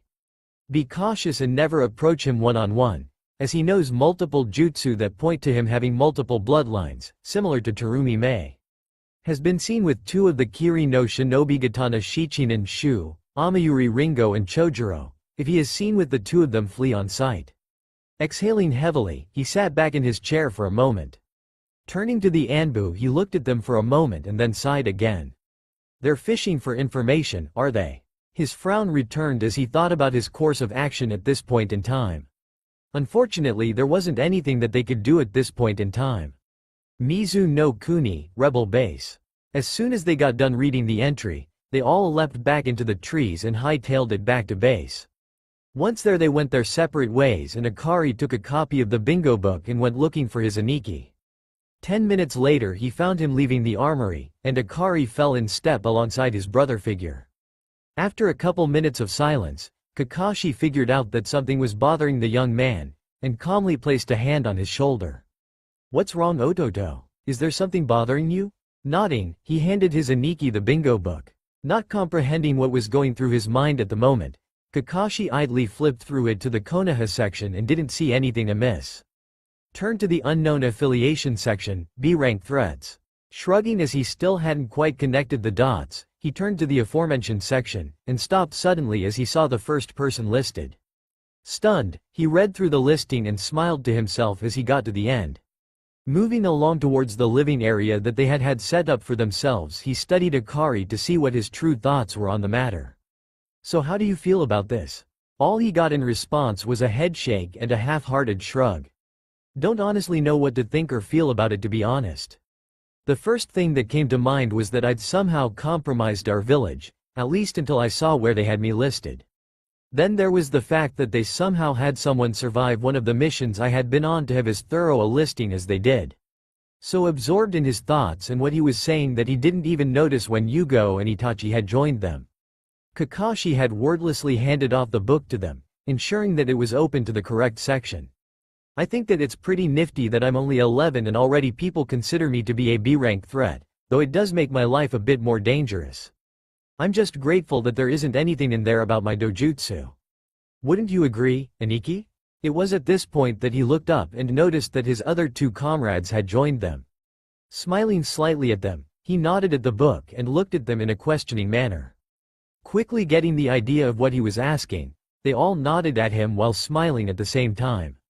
Yugo was the first one to speak up, hesitantly though, as she didn't want to offend Akari. "So how do you feel about it, actually being in the bingo book?" Pausing as they had reached their initial destination, he smiled sadly. "In a way it's kinda neat, that someone who doesn't know me can rate my skills in such a manner. To be blunt, I figured that either it would be some time before I actually became a target in such a manner, or I would only merit a C-rank threat at most starting out." Sighing as he collapsed backwards on his bed, he watched as everyone gathered around him as he thought out what he was going to say. "It's also kinda nerve-wracking at the same time, knowing that someday soon I could be fighting off people who are only after my bounty, ya know." Akari ran a hand over his face, and laughed as a thought struck him. "I guess I will just have to keep on getting stronger, so that I can protect not only those who are precious to me, but also to protect myself, nay." Everyone laughed at that, with the exception of Itachi, who just smiled broadly at the young man who would be related to him sooner or later. The raven-haired man leant back in his seat for a moment and looked at Akari. "So how'd your most recent mission go?" Looking at Itachi with a grateful smile, they passed away the remaining time until dinner comparing notes on their most recent missions. The next day, whistling softly to himself as he headed off to the east of the base to train, Akari was lost in thought as he walked along. He had prepared for this by summoning a couple of 2-tailed kitsune to watch over him to ensure that he wasn't snuck up on or attacked. Enjoying the rarity of a day off from missions was a luxury he fully intended to take advantage of as they were so few and far between at the moment. Talking with his tenant at the moment, Akari was discussing the details of being trained in senjutsu. The pros and cons of the training were what were weighing on his mind at the moment. So the main difference in the way that the Kitsune and the Gamma clans teach their summoner how to achieve Sage Mode is that the Kitsune teach it as a way of fighting meditation, while the Gamma teach it through being still and gathering it through meditating, right? His Ka-san nodded at this as she smiled before continuing with the impromptu lesson on Senjutsu and Sennin Modo. "That's correct. Akari-kun. There are some definite benefits to Sage Mode as you will come to discover. The first and one of the best, is that your ninjutsu and genjutsu will be far more powerful due to adding nature chakra to your attacks. The second is that once you have mastered Sage Mode, that when you exit said mode, that your reserves will once again be full. That is a natural side effect of the active meditation and adding nature chakra to your normal chakra. There might even be a way to add my chakra to the mix, but that is something that we will discuss at a much later date.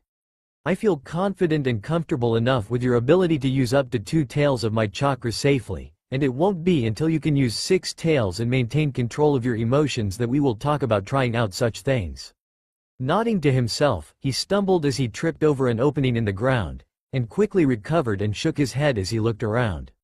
Finally looking down, as he had not seen or felt anyone around, Akari noticed a narrow set of stairs leading down into the ground at a rather gentle angle.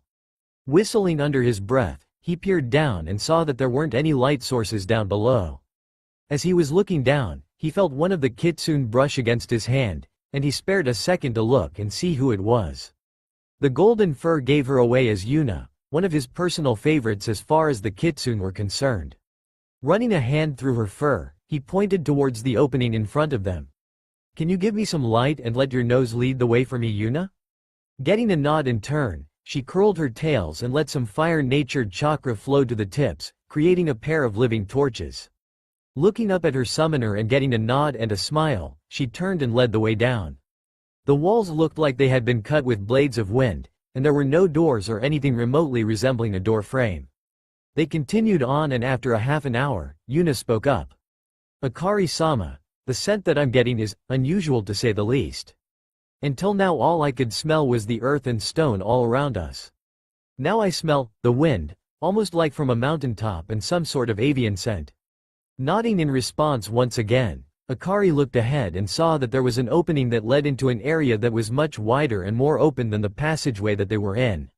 Holding up at the entry, he looked around and saw that there was a massive amount of engraving on the walls, and as he stepped into the room and looked closer, he was stunned by the level of detail that was present. The only thing that he could see was that there were many birds in various poses, each of them birds of prey. Akari was brought out of his musings by Yuna, who had yipped at him and drew his attention to a pedestal that was artfully carved into the wall directly across from the entryway.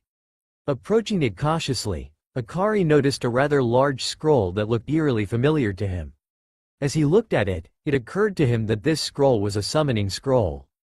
Turning to Yuna, he tilted his head in thought for a moment before meeting her gaze. "Is it possible to hold more than one summon contract as a summoner, Yuna-chan?" Sitting back on her haunches for the moment, Yuna sighed. "Technically, yes it is. The hard part about it is that you need both bosses to agree to it. Before I say whether or not Shinobana-sama will even think about agreeing or even considering the possibility, you will need to open the scroll and see exactly what summon the scroll is for." Nodding absently as he turned to the scroll, Akari quickly unfurled it and looked through it. There were only a handful of signatures there, and they were so faded as to be illegible. Glancing at it once more, he quickly figured out which summon it was for. "Looks to be for the Washi clan. Do you think that Shinobana-sama will go for it?" Quickly getting over her shock, she rapidly nodded.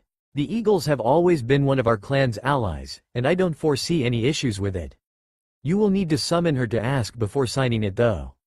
Smiling at her, Akari grabbed the scroll and proceeded to leave the same way they had come. Once they were out of the passage, he turned to look at it only to see solid ground once more. Quirking an eyebrow at the strangeness of it, he ran through the hand seals and slammed his bloody hand into the ground. Kachiyose no Jutsu. A large cloud of smoke popped into existence and cleared away rapidly. Standing there in front of him was a horse-sized dark blue kitsune with 8 tails waving behind her. "Greetings Shinobana-sama, I have summoned you here for a rather unusual request." The rather large vixen smirked as she looked down at her clan's summoner, as he had his head bowed out of respect for not only her, but her mother as well. Settling down into place, she laid out in front of him, setting her head down on her paws. "Greetings to you as well, Akari-kun, and to you as well, Yuna. What is this request you have for me?" Raising his head and settling down on the ground as well, Akari held the scroll out in front of himself, resting on both of his palms. While discussing the senjutsu training with Kasan this morning, both Yuna-chan and I came across a rather unusual opening in the ground. Deciding to check it out for potential threats, we ran into a large room that was most beautifully engraved with many different birds of prey in quite a few different positions. Yuna here discovered a pedestal, and on it I found this scroll that contains the contract for the Washi clan. I then asked her if it was possible to be the summoner for more than one clan, and she told me that it is up to the discretion of the boss summons for each clan. Quietly taking a deep breath, he licked his lips as unobtrusively as possible before continuing. It was my desire to know if you would allow this, as I desire the power and ability to protect all those precious to me, and having another clan to summon would be of no small assistance in accomplishing this. Tilting her head slightly after getting past the amazement that he had actually found one of their long-lost allies' summoning contracts, she held the young man's gaze. Looking into his eyes, she could see the courage that it had taken for him to ask this of her, as well as the desire to grow stronger. As she contemplated his request, the vixen tested his patience and resolve by holding her tongue as she considered his request. Staring at the young ninja, she considered what she knew of him. He was young, honorable to a fault, definitely very strong in spite of his youth, and he never lorded it over others despite his rough beginnings. Smiling to herself, she knew that this would prove beneficial to both their clans, and she nodded.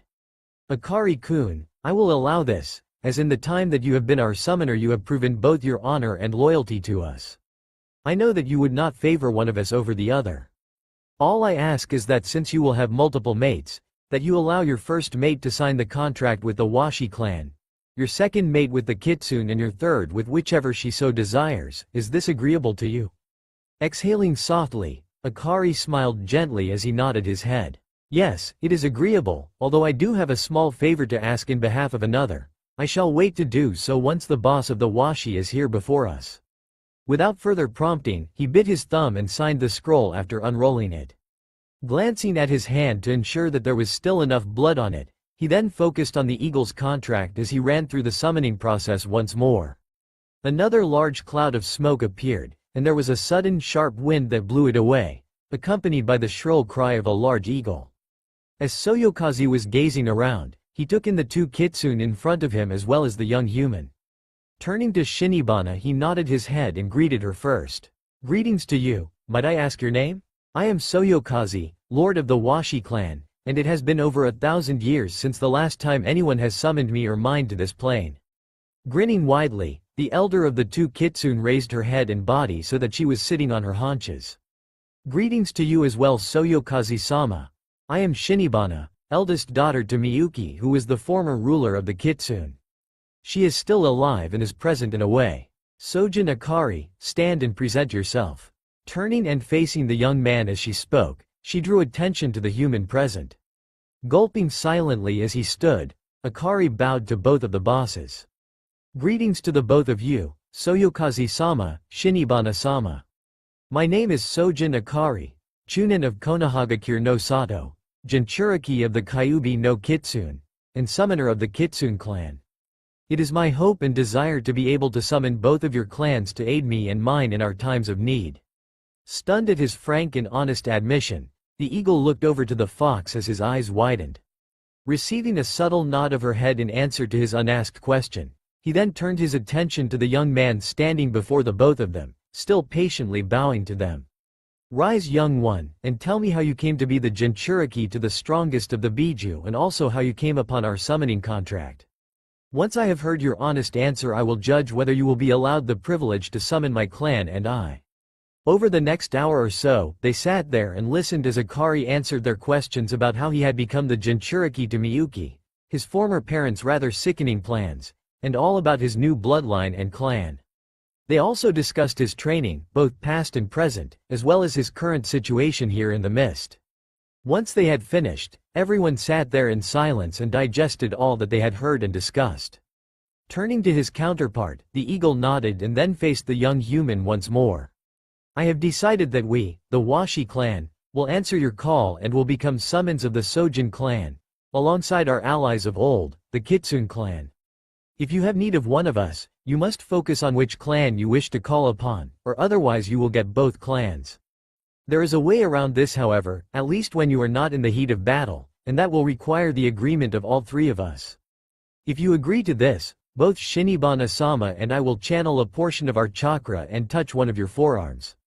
Doing this will form a tattoo of sorts that will eliminate the need for hand seals, as all you will need is the blood to wipe across the mark, and to channel the appropriate level of chakra needed for whomever you wish to summon. Sitting down heavily as it hit him that he had two clans he could summon from, the young Sojin heir thought about what he had just been told. Putting his agreement to their proposal to the side mentally at least, he vocalized the favor that he had been thinking of. Pardon me for my boldness, Soyokaze-sama, Shinibana-sama. But there is a boon I would ask of you. My life has been blessed by many wonderful people to care for me and train me, and all but one of them have a clan to summon of some type or another. Here he bowed his head and closed his eyes as he thought about Yugo-chan and how much she had done and still did for him in his life. Raising his head to look both of the bosses in the eye, he smiled gently as he thought about what he was about to say before speaking. The woman who currently represents my clan in the council is not related to me by blood, but she is closer to me than any in my former family, so much so that I see her as my onesin and address her as such. It would be an honor if I could persuade one of you to allow my onesin to sign one of your contracts, as I would never allow any other to sign them unless they were my mates or children without your permission. Absolute silence was his response, and all he could focus on at that particular moment in time was keeping his breathing calm and slow. If he had been looking at the summons there in front of him, he would have been surprised to see the looks of astonishment on their faces. Swiftly schooling their features, they turned to one another and smiled slightly. After a few more minutes of waiting just to mess with him, they nodded and Soyokaze spoke up. Your respectful manner and the esteem in which you hold this woman is very telling, Akari-san. I only have one question, and this will more than likely determine which of our clans will respond if your sister calls upon us. What is her elemental affinity? Looking up and quickly assuming a neutral tone to his face as he did so, Akari directed his gaze towards the eagle. Her affinity is to fire, Soyokaze-sama. Shinibana was up next with her own question. If you had to determine where her strengths as a kunoichi are, what would you tell us? Taking a moment, Akari thought about it and then asked for clarification. Do you mean specifically or in general what I feel her strengths are? She immediately replied, both specifically and in general. Be brutally honest with us so that we can make the best decision possible. 3 hours later, immediately upon reaching the base, Akari sent 3 of his kitsune to find his comrades and bring them to the nearest training ground. Once he had arrived there, he set up an area large enough to contain what was going to happen and prepared for the others' arrival. While he waited for them to arrive, he sat down in the lotus position and began to meditate simply to calm his mind and center himself once more, while at the same time ensuring that he had recovered enough chakra to accomplish his goal here today. 5 minutes later, he had sensed their chakra approaching his position, and he stood to greet them while at the same time creating 10 clones and positioning them in the spots he had set up before they had arrived. Once they were in front of him, he nodded to his clones and they ran through the designated hand seals simultaneously, activating the chakra containment and privacy seals. Once they were done, they then transformed into rocks and awaited their creator's next command.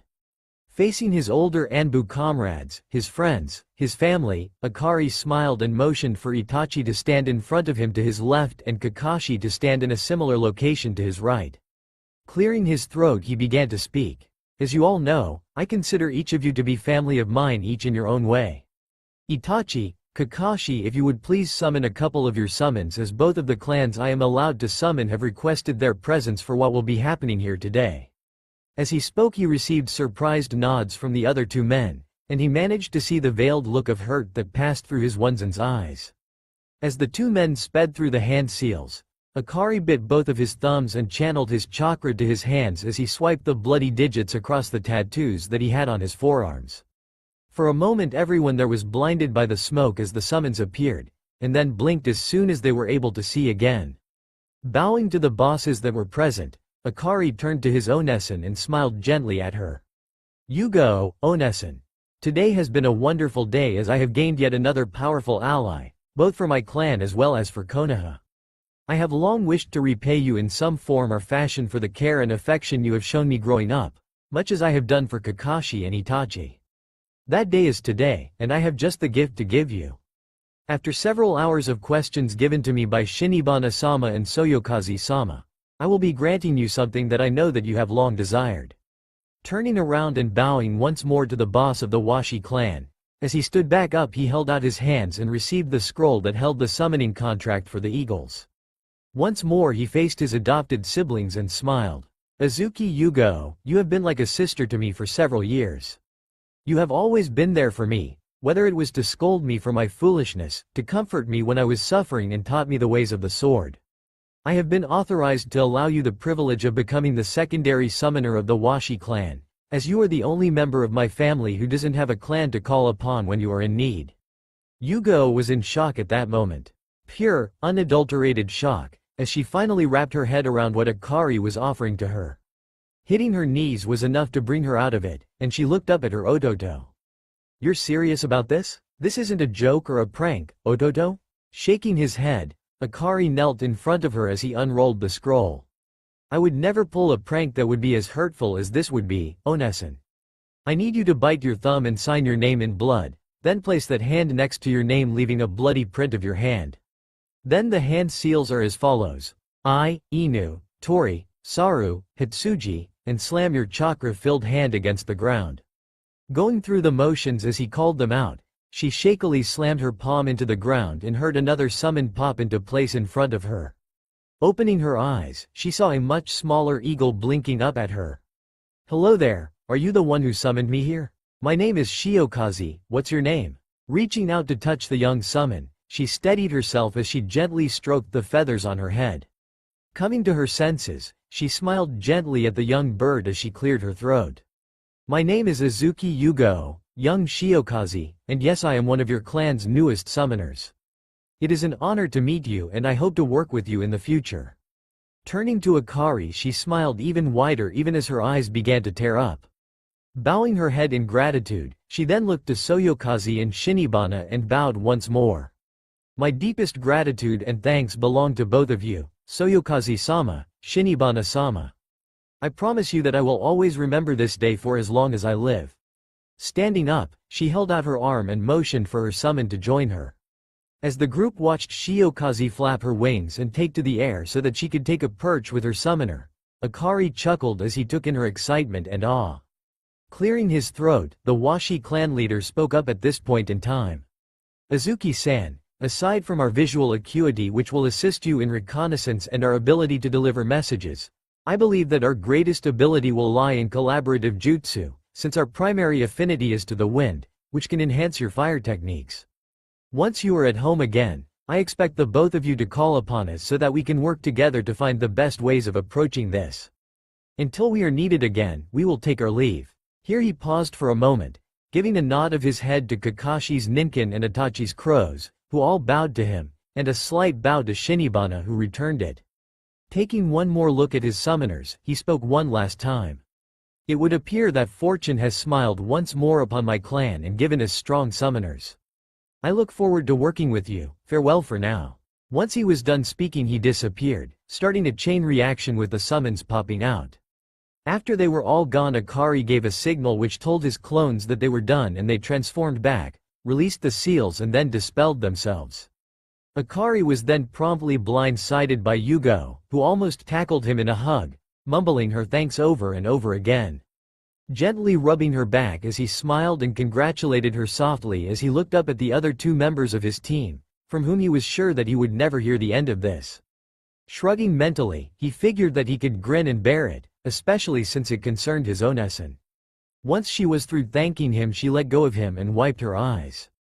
It means a lot to me that you would do something like this for me, Akari-kun. I appreciate this more than I could possibly tell you, and it makes me quite proud to be your Onesan, Ototo. Smiling up at her, he simply nodded and led the way back to the base. I look up to each of you as my family, each of you in your own way. Itachi is like a favorite cousin, who is patient and considerate, teaching me the things that I need to succeed in life. Kakashi is like my perverted Iniki, who is humorous and keeps me on my toes while showing me how to have fun in life. Then there is you, Yugo-chan, who is like the Onesan I have never had, who is gentle and caring, always there to pick me up when I'm down or not feeling well. That is how I view each of you in my life, and I thanked Kami every day for blessing me with each of you." Everyone was chuckling as they entered the base, and it was quite relaxing to know that their already close bonds had become even closer and more tightly knit. They spent the rest of that day in fairly close quarters, just enjoying the break from the war and preparing for the next few months, as they would need to be on top of their game to make it through to go back home once more. 3 months later, Konoha, stretching as he finished dispelling the last of his clones doing paperwork, Hiruzen frowned as he went through the memories and walked over to a particular stack of and rifled through it. Once he had gotten to the one in particular that he had been looking for, he pulled it out and read through it. Sighing to himself, he rolled up the scroll and put it into a safe that only he knew about. It would seem that they were still insistent on going through with their goal of having Naruto marry his sisters, even though technically he didn't exist any longer. Lighting his pipe and sitting back in his chair, the Hokage chuckled to himself as he thought about how things were going to go down, once they were back and everything went wrong with their plans. Then there was also the look that would be on Jiraiya's face when the young man wouldn't be willing or able to sign the Toad contract, all because of their treatment and abandonment of the boy. This is going to be a sight to see, especially if Akari-kun is able to finish his Fujin no Mai. Especially since it doesn't require seals, so they can't complain that he has stolen their clan technique. Shaking his head as he envisioned what that match would be like, he rose from his seat and left his office chuckling as he thought about what was going to happen when those 6 idiots simply decided to drop in and try to claim him as kin. Frowning as he thought about who he was going to have replace him as the Hokage in a few years, he exhaled a rather impressive smoke ring. There was no chance in hell that he would allow Minato to return and take the position back, and he definitely wasn't going to allow Jiraiya or Tsunade the opportunity either. That narrowed his options down to 2 people at the current moment in time, and that was Hitaki Kakashi and Uchiha Itachi. Even he would be the first to admit that he was leaning towards the Uchiha, especially given his loyalty to the village and his ability to bring out the best in those around him. Kakashi, on the other hand, while he was the lesser of the 2 choices, considering the fact that unless it was for a mission he was habitually late, always had his nose stuck in one of the orange books, and was more than just a little bit on the lazy side. If it came down to it, Hiruzen knew that he could be trusted to fulfill the position. It was just that he was his absolute last choice if all else failed. Sighing once more, he decided to visit the Ichirakus and take in a couple bowls of miso ramen before heading home and retiring for the night.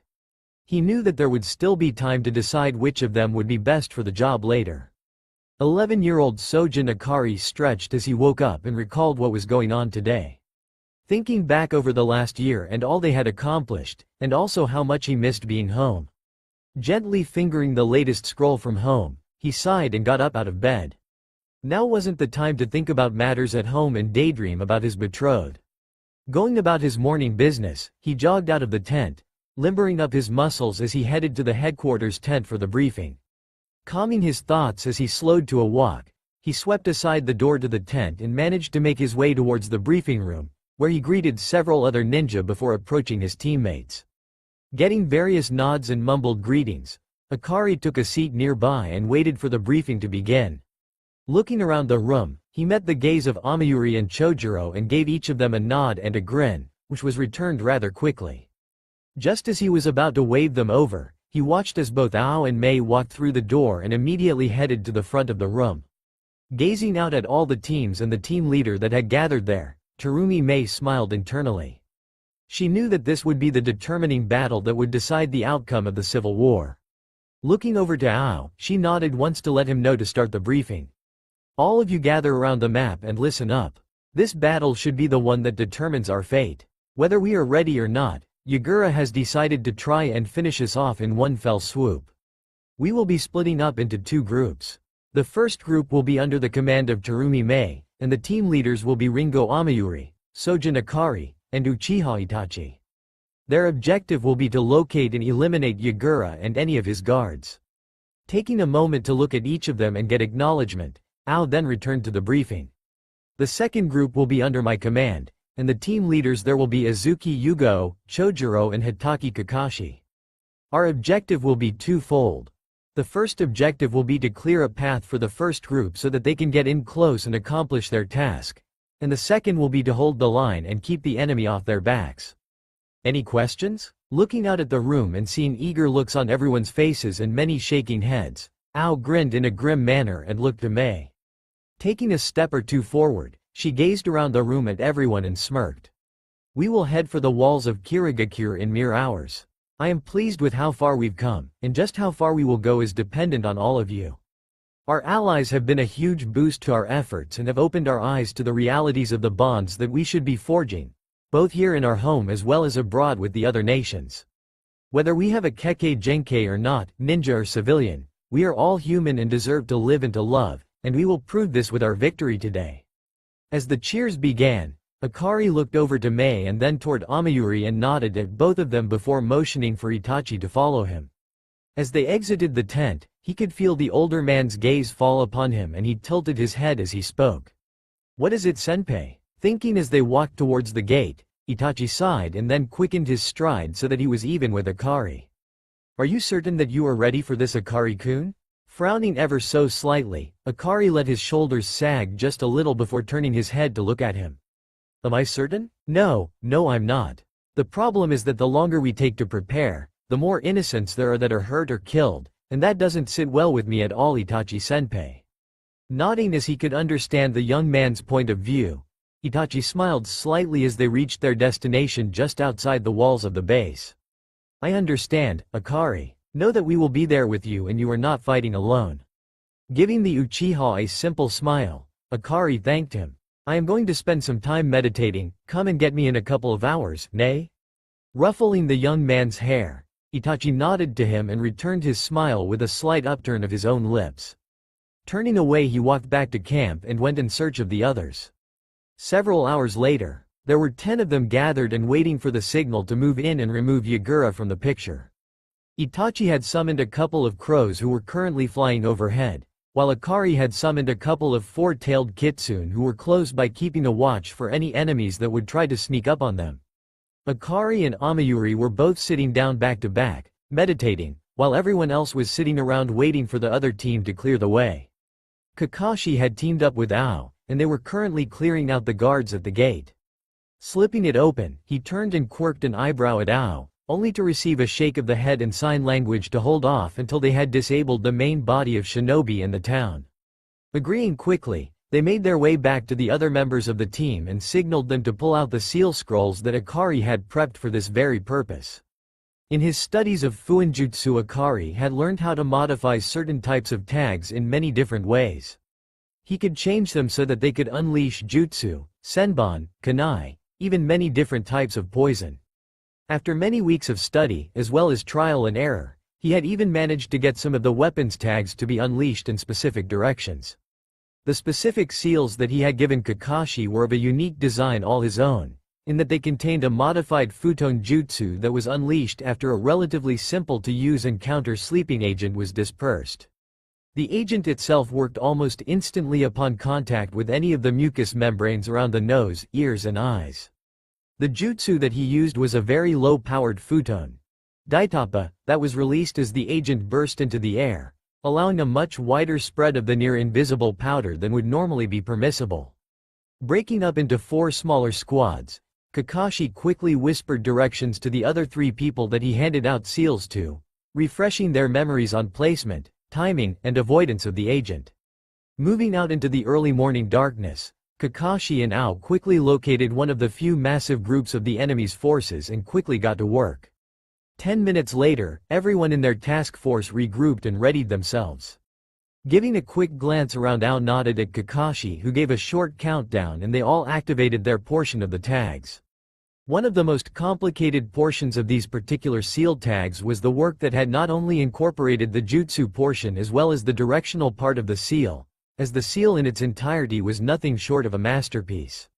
It also boasted a chakra conversion seal which converted anyone's normal chakra into wind-natured chakra, a very dilute form of the explosive seal that was needed to propel the sleeping agent, but it also included a very localized silencing seal that eliminated the noise, and managed to keep the jutsu down to where it simply felt like a quick but gentle breeze.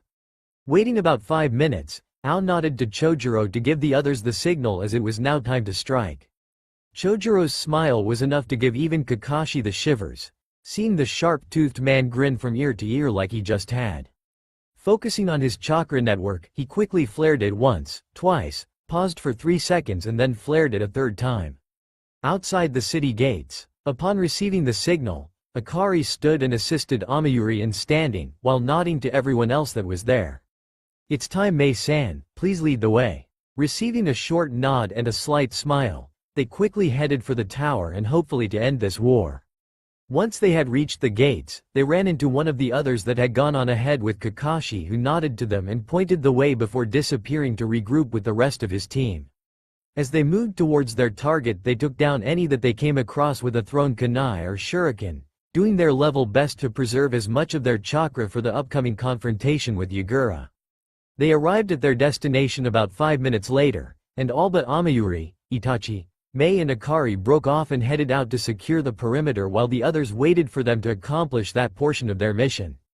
As soon as they had cleared out any resistance, Mei led the way into the tower, followed by Akari, Amayuri, and then Itachi. Once they reached the top and were standing outside the cage's office, Akari held up a hand and pulled a brush and ink out of one of the seals that he had on his wrist. Rapidly he painted a seal on the door with all the grace and precision of a master artist. After he had finished and sealed away the tools, he then gestured for Mei to continue. Opening the doors, they all entered and stood in the Mizukage's office, with Mei in the center and the other three arranged in a semicircle behind her. Akari closed the door, and took a step back so that he couldn't be easily seen and prepared to erect the seal barrier that he had personally designed. The seal, Arashi Yai Shoheki, was designed to completely enclose an area, whether interior or exterior in nature, and seal it off with an impassable barrier made up of wind and lightning nature chakra. In essence, once he activated it, nobody and nothing would be able to enter or exit the enclosed space until after he deactivated it or was killed. The best part is that any jutsu that hit it, regardless of whether from inside or outside, only served to strengthen the barrier as it absorbed the chakra from them. So this barrier was ideal for facing off against a Jinchuriki, and Akari was waiting for the signal from Mei as to when to set it off. He spent the next minute or two observing Yagura, who had pale white blonde hair, pinkish eyes, and was rather short in stature. "Terumi Mei, so have you grown desperate enough that you would try to assault me here in my stronghold? No matter, I'm quite certain that as we speak your rebels are getting mopped up by my forces." Smirking wildly at the Mizukage, Mei chuckled lightly as she gave Akari the signal he had been waiting for. Flashing through the hand seals with a speed that most jonin would drool over, he activated the technique and the barrier quickly arose in place. A raised eyebrow was Yagura's only response as he examined the white and blue shimmering barrier of chakra. Interesting, this would appear to be a barrier seal, very impressive work for one so young. Turning his attention back to Mei, he chuckled in a low tone of voice. "I'm guessing that you won't be willing to back down and turn yourself in to face judgment." Scoffing aloud at his comment, Mei's face changed almost instantly from a smirk to an angry scowl. "When that judgment would be my death simply because I was born with a Kekkei Genkei. You're clearly losing your grip on reality if you think that I would just roll over and take something like that. Now then, shall we just get down to business?" His features settling into a grim scowl, he slowly stood and reached behind his back for his staff. Walking calmly and coolly around his desk, Yagura stood in front of her and assessed her for a moment. "As you wish, Mei-san, if you're that eager to die, then I will willingly oblige each of you in this." As the two of them were talking, Akari activated his dojutsu and was waiting for the right time to utilize his genjutsu against his target. While he was observing their target, he got a feeling in his gut that not everything was as it seemed. Getting Itachi's attention, he flashed a message to him with hand signs. "Senpai, target may be under a genjutsu. No proof, but it might be advisable to check out." His eyes narrowing slightly, Itachi activated his Mangekyo Sharingan and looked over the current Mizukage. While unable to see the chakra network like the Byakugan did, he was able to determine the flow and effect of chakra, thus being able to copy jutsu and predict movements as well as determining whether a target was under the effects of a ninjutsu or genjutsu. It was due to his many years of experience that he was able to detect the very subtle and almost invisible threads that denoted the usage of a highly advanced genjutsu on the Jinchuriki Mizukage. Nodding to himself, he continued to gaze at Yagura as he signaled back to Akari. "Confirmed, The Mizukage is indeed under a genjutsu, highly advanced and almost impossible to detect or remove. Continue with our primary objective and eliminate, strike to kill not capture. Getting into his kenjutsu stance, Akari nodded and turned his full attention to Yagura. Clearing his mind and focusing on the battle to come, he nodded to Mei, who began the attack. Ripping through hand seals with great speed, she called out the name of her attack, Yoden, Yogen Ryu, and then inhaling and pushing her breath out forcefully, she unleashed a dragon formed out of lava that rushed at her target. Grimacing, Yagura whipped his staff out in front of him and started to spin it at a rapid pace with one hand, while forming one-handed seals with the other. Sweden. Mizu no Tate, was all that they heard as watched him exhale out a stream of water that merged with the spinning staff in front of him. Looking over to Amayuri, he nodded to her and then to the pool of water at the Mizukage's feet. Getting the hint, she grinned madly and channeled her chakra through her swords for this attack. Raiden. Inazuma Q, was all that she said as she spun her swords in a circle in front of her, which allowed her to shape a blue ball of lightning in front of her. Moments later she tapped the ball upwards with her offhand, and then slammed it forward with a slap from the flat of her blade in her main hand. All he could do at the moment was watch as the battle evolved and adapt to its ebb and flow. He watched as the water shield caused the dragon to hiss and then disappear, and then saw the ball of lightning strike the pool of water, shocking the Mizukage into dropping his jutsu.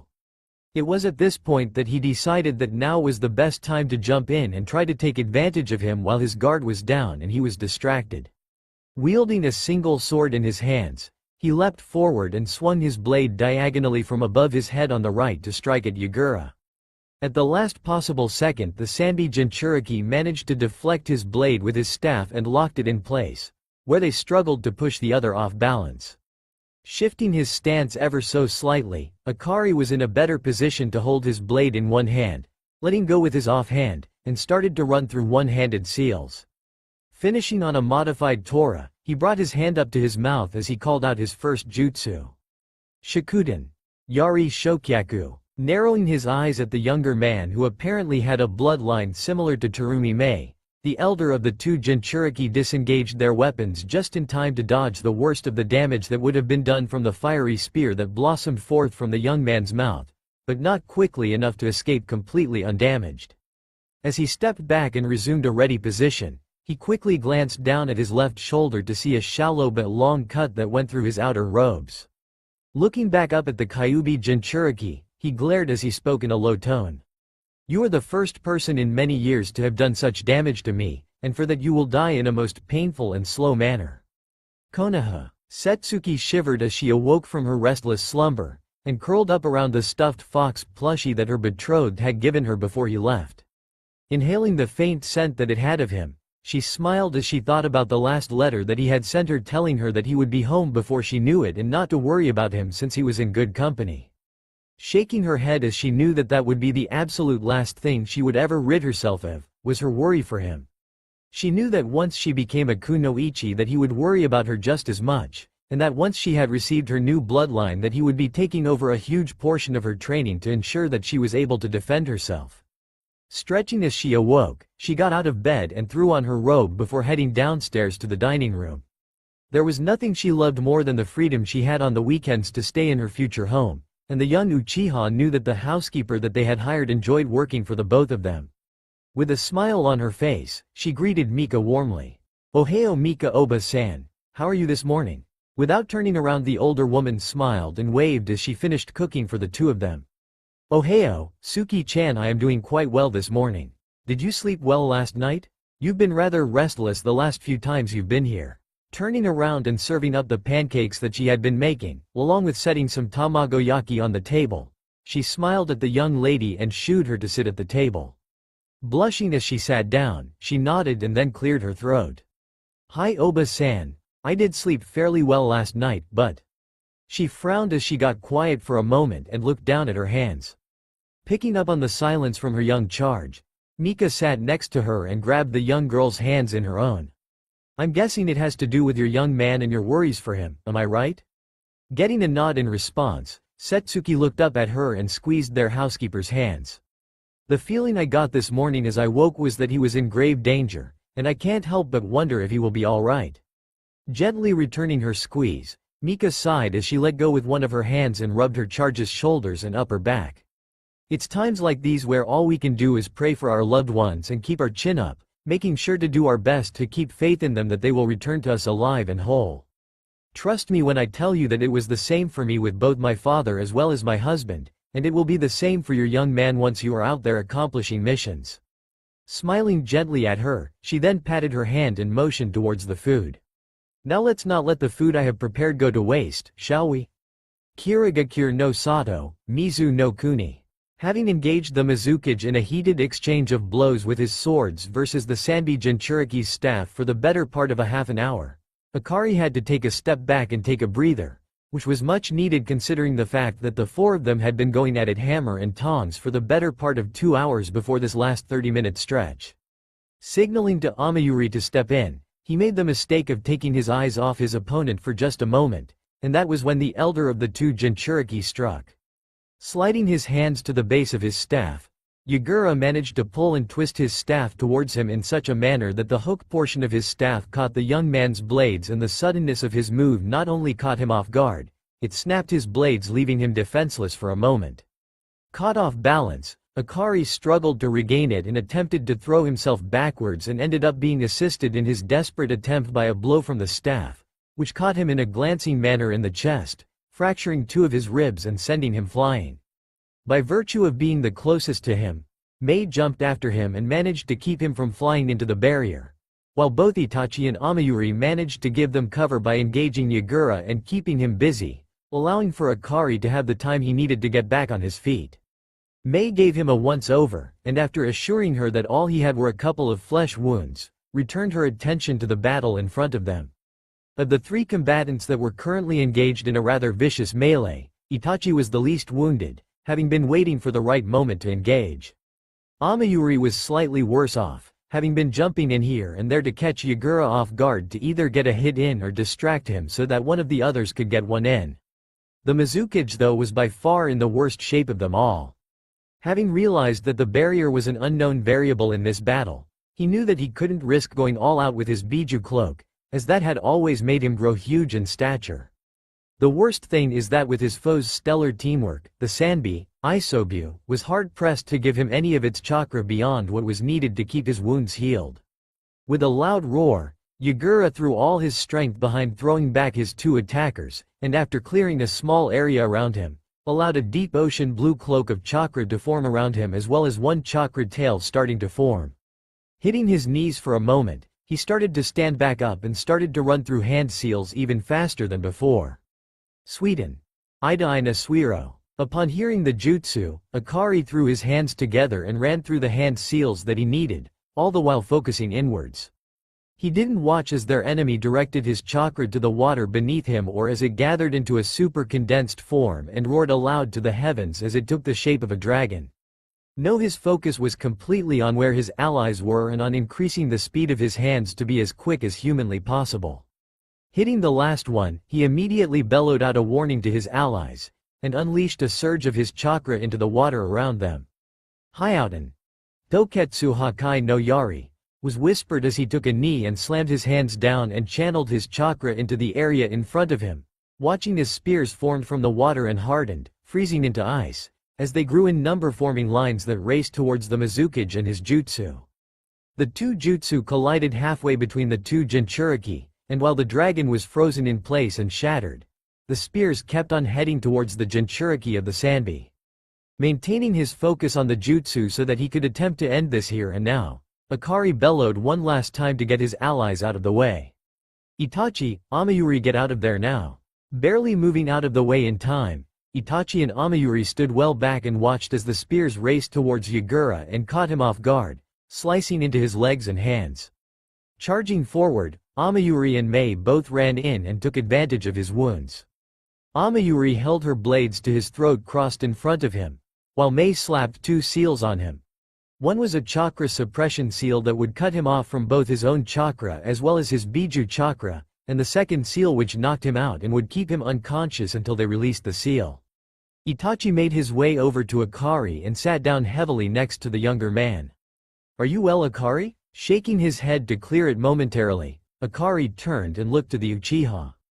Nothing wrong with me that a nice large meal and a good night's rest can't cure, but I would prefer to get looked over by a medic, just to make sure I'm not underestimating the damage I took.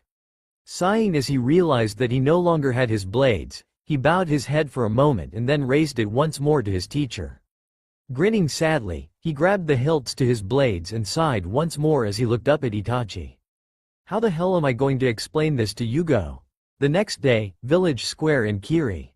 The very next day the four ninja from Konoha stood around a bound and unconscious Yagura, and they themselves were standing behind Mei, who had Amayuri and Chojuro to her left and Ao to her right. They were simply waiting for noon to start off with the meeting that she had planned, which would end with the public execution of Yagura. Glancing at the clock that was built into the cage tower, she noticed that it was time to begin, and taking a couple of steps forward, she cleared her throat and began to speak.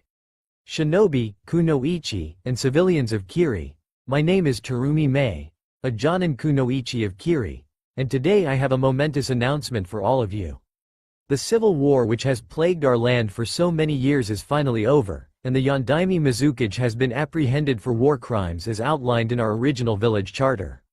The penalty for said crimes is death, and before the day is out the sentence will be carried out by one of our 7 swordsmen, Ringo Amayuri. Taking a step to the side and motioning for the other 4 to bring Yagura forward, which Akari and Itachi did by grabbing him under the arms and walking forward, and stopping just behind where Mei was standing, resting him on his knees and keeping a hand on his shoulders. The crowd as a whole seemed to emit an aura of relief and joy that the whole war was over and done with, and it would seem that there were only a very few holdouts who seemed to endorse the whole ideology behind Yagura's bloody reign while he was Mizukage. The whole thing seemed to have both Akari and Itachi on edge, which was just as well for the both of them, seeing as how they had been keeping watch over the Sanbi Jinchuriki as a precaution. It was at this point in time that several members of the village council came forward, and what would appear to be their designated spokesperson asked a couple of rather forward as well as pointed questions. Just who would you replace him with then, to ensure that what has happened here does not make a return, yourself, or one of these other nin standing beside you? What are your thoughts and plans on this matter? Shrugging her shoulders, Mei sighed as she gathered her thoughts before responding. First and foremost, I am still a Jonin of Kiri, and that is one thing that I have always been, despite fighting against the Yondaime Mizukage. Could I step up and take over? Most assuredly yes, as I am a cage-level kunoichi. Will I? The answer to that is a firm and resounding no, because that would go against everything me and the rest of those who have been fighting for the simple right and privilege of being able to live have fought for. If I were asked to take over as the Godem Mizukage by those who have the right to do so, then I would more than likely step up and take the job and do the best I know how to do to heal our wounds, both physical and metaphorical. Standing tall, her shoulders back and her gaze held level, Terumi Mei looked every bit the firm and unyielding leader she had had to be to pull off a rebellion. The current spokesperson, one Hoshigaki Izumo, looked her over with a critical eye before turning back to the other members of the council and holding a brief conference. They spent about 10 minutes going back and forth, while every so often one or another of them would gaze at her or one of the others standing tall around her. Finally getting a majority of them to concur with him, Izumo turned and stared her in the eye for a moment. Clearing his throat, he took a couple of steps towards her and turned to face the crowd while standing next to her. People of Kiri, upon discussing our options and weighing them carefully, we have decided that our Godem Mizukage will be Terumi Mei. Her coronation will occur in 1 week's time at the Mizukage Tower at noon, and I expect each and every one of you to be there. Once he had finished speaking, a loud cheer broke out, and he turned to face Mei and chuckled as he did so. Extending a hand to her, he shook her much smaller hand in his own and grinned widely at her. Leaning in, he spoke softly in her ear for a moment, and then pulled back and turned to leave. Chuckling at the blush on her face as well as the look of shock, Akari nudged her slightly in the back to draw her attention back to the here and now. Shaking her head to clear it, she motioned Amayuri to come forward and stand next to her. Turning her head for a moment and looking at Akari, she nodded ever so slightly, and he summoned a shadow clone who then transformed into a chopping block. Positioning the former Mizukage so that his neck was set up for the stroke, he and Itachi took a half step back and maintained his position. Stepping forward and drawing one of her blades, Ringo Amayuri slowly raised it above her head, and in a swift blur of motion, swung her blade downward and through his neck in one clean cut. It wasn't until the clone dispelled that his head even moved, only to detach from his shoulders, such was the speed of her stroke. Taking a cloth from a pocket, she wiped the blood off her blade and sheathed it. She then turned and bowed to Mei. Afterward she raised her head with a grin as she stood back up. "The task is done, Mizukage-sama. What are your orders?" Taking a long look at each of them, Mei gently smiled and bowed to the group as a whole. "My orders for now are to rest and recover for now. If you four wouldn't mind staying until my coronation, I should be able to send you on your way back home with an alliance treaty to have your Hokage look over and sign." Getting nods from each of them, she smiled once more in gratitude. "In that case, you are all more than welcome to stay at my family's compound here in the village. I sealed it up before having to leave Kiri in the middle of the night, and it would be an honor to provide for you while you are here." With that done, the four of them motioned for her to lead on, and fell in behind her. 1 week later, office of the Mizukage. The 4 Konoha shinobi stood before the newest Mizukage and offered her their sincere congratulations, as well as their thanks for the gifts that they had received as payment. For Itachi and Kakashi it had been one favor redeemable at a later date, for Yugo it was a couple of scrolls on a new sword style that she would be able to learn.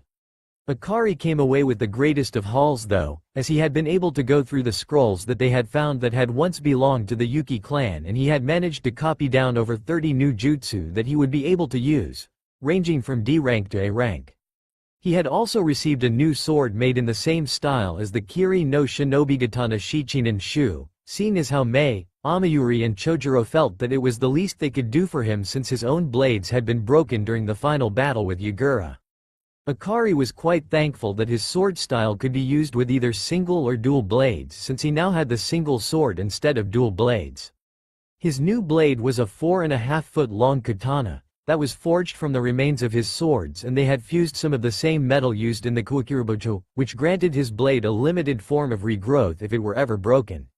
As he was involved in the forging of his new weapon, he had ensured that it had chakra absorbing, chakra storing, chakra releasing, hardening, and blood seals engraved into the blade, as well as a sharpening seal. These seals would ensure that this blade would be able to be handed down through the generations as a family heirloom. The finished weapon was simple elegance at its finest, as the young man had asked for. The sheath was black with his clan symbol on either side, one side in an icy blue, while the other was done in a fiery orange and red. The hilt was wrapped in black ray skin with an emerald green tassel, while the tsuba was made of polished bronze set in the symbol of his clan. The blade was a bit wider than most others of its kind, being almost 4 inches in width. The color itself was unique as it was a pale silver blue with blood-red flames that ran along the length of the blade. The name he had given the blade was engraved on the blade near the tsuba, and was as unique as the person who had helped forge the sword. Hi to Kori. Standing up in front of them, Mei bowed deeply to each of them. "It is with my deepest gratitude and thanks that I send you off with this treaty. Each of you has done far more than expected of you, and all for a country and village not your own. It is highly commendable, and I thank you on behalf of my people. I would ask a favor of you, and it is entirely up to you whether you accept it. What I ask of you is that if you run across any missing nin, that you give them a scroll with my seal on it, requesting that they return home to Kiri, and tell them that any crimes they may have committed will be forgiven if at all possible once they return." This took all 4 of them by surprise, as they hadn't expected anything like this. Raising a privacy barrier, Akari turned to his older compatriots and they discussed this at length for about 10 minutes. Once they had reached an accord, he lowered the barrier and stepped forward. "On behalf of my teammates and I, we will accept the request and ask for the scroll so that we may accomplish your request." Reaching into her desk, she quickly thumbed through a number of scrolls and grabbed the appropriate one. Unrolling it and glancing over it, she signed it and stamped it with her seal, and then re-rolled it and tied a blue ribbon around it. Handing it off to the young man in front of her, she smiled as she watched him seal into an intricate-looking seal that was tattooed on his wrist. They bowed once more, and then shunshined out of her office and appeared outside the main gate to Kiri. Checking their gear once more to ensure that they had everything, they then leapt into the trees and headed for home. 1 week later, Konoha. After having had a rather rough ride back to the mainland, the 4 shinobi had maintained a rather rapid pace back to Konoha. They were all eager to take some well-deserved time off, and train up their skills without having to constantly look over their shoulders for an enemy. Not that they would ever come close to being complacent, it would just be much easier on their nerves being at home to do so. Izumo and Kotetsu were standing around at the gate joking around about how life was so very boring and how nothing interesting ever happened while they were on duty, when they saw 4 figures leaping through the trees towards them. Watching them closely, Kotetsu was the first to recognize them and relaxed as they approached the gate. "It's been a while since we've seen you guys, welcome home." Getting 4 nods in return, they all showed their ID and then headed off for the Hokage's tower. Taking it at a slow, easy pace, Akari looked around and smiled beneath his mask. Even though there weren't many of them, it always warmed his heart to know that he was doing his part in helping keep his precious ones safe simply by putting his life on the line. The 4 of them all looked to each other and shrugged as they approached the tower, and as one they jumped up and stuck their landing against the wall of the tower and ran up the vertical surface, jumping through the window one right after another. Each of them landed and knelt in front of the Hokage, bowing their heads as they did so. "Mission accomplished, Hokage-sama. The Godem Mizukage sends her greetings and an offer to create an alliance between our 2 countries." Kakashi stood and offered up the scroll to Hiruzen as he spoke, then returned to his former position and waited with the rest of his team for their new orders. Nodding in thanks, Sarutobi opened the scroll and read through it, making various noises of agreement here and there as he looked it over. Rolling up the scroll, he steepled his fingers together in front of his face, smiling gently at his Anbu. "Very well done indeed. I will give you each 3 months' leave, which I expect each of you to enjoy to the fullest. Before I let you all depart, there are 2 things that I need to go over with you. The first," here he paused and reached behind him to grab a bingo book, "is that apparently your status has been upgraded in the bingo book." With that said, he tossed the book to Akari, who opened it up to the book-marked page while his teammates gathered around him. Alias: Kai no Akuma Kitsune. Ryuketsu no Akuma no Arashi. Name: unknown. Age: 11 to 12. Village: Konoha. Date of birth: October 10. Blood type: B+. Height: 5 ft. Weight: approximately 100 lbs. Bloodline: Hyouten, Shikuden. Fred rank: A. Abilities: Taijutsu, Chunin, Jonin. Genjutsu, Jonin. Ninjutsu, Jonin. Anbu, Kenjutsu, Anbu. Known elemental affinities: wind, fire, water. Wanted status: alive. Kiri 1,500,000 ryo. The shinobi known as the Kai no Akuma Kitsune is a threat not to be taken lightly. He is most competent, lethal in close combat to mid-range, but he is no slouch at long range. His primary weapon is a katana known as the Haitakori, and he is absolutely deadly with this blade. He is very fast, even at his age, and his chakra reserves are almost on par with a Kage. Approach with caution if in a fair-sized group, 7 to 9 Jonin, Chunin. Anything less than that leave him well alone. Smirking slightly at the upgrade, he shook his head ever so slightly. "Are you impressed by this Oji-san?" Akari looked up at the smiling man that he treated like his very own grandfather with a questioning look in his eye. Smiling broadly at the young man who he had always treated and looked after like he was his own flesh and blood, Sarutobi Hiruzen nodded as he chuckled aloud. "Hi, Akari-kun. Even if it isn't quite the way I would have liked for you to build up your reputation, I am still no less proud of you and how far you have come." Grinning widely up at the old man, Akari tilted his head to the side for a moment. "Wasn't there something else that you wanted to discuss with this Oji-san?" Sighing aloud, the Hokage nodded. "There is an optional clause in the treaty that will require your approval as a future clan head. There is mention of what they call a blood alliance in the treaty. It's not mandatory for it to be accepted in order for the treaty to be approved, but it would help strengthen the alliance tremendously. The Mizukage left it open-ended for their side, but suggested you as the Konoha half of the arrangement." Rubbing his eyes, Akari nodded and turned to Yugo. "I know that this is going to be difficult, but I am leaning towards accepting the clause, especially since they left it open-ended. That means that not only do I have an option in which woman they send, but there are no time constraints and they will send the woman who is selected here to join our shinobi instead of us sending them one." Taking a moment or two to consider the proposition from all angles, Yugo leaned back a bit as she thought about this. Looking deep into her Ototo's eyes, she could see that he was slightly conflicted with agreeing, but was willing to sacrifice for the benefit of his home, for his precious people. Smiling kindly at him, she nodded her head and then turned her gaze to the Hokage. The Sojin clan does agree to the blood alliance with Kiri, and we will await the clan heir's choice in which woman he decides upon. Nodding his head in agreement, Sarutobi unrolled the scroll and going over it one more time, he smiled and rolled it back up. The only thing left to do now is to bring it up in the council meeting scheduled for later today. That way we can get this treaty agreed to, as it is very beneficial to both us and Kiri. With that said, I do believe there is a certain someone who should be getting out of the academy about now who would be most disappointed if you weren't there to walk them home, Akari-kun.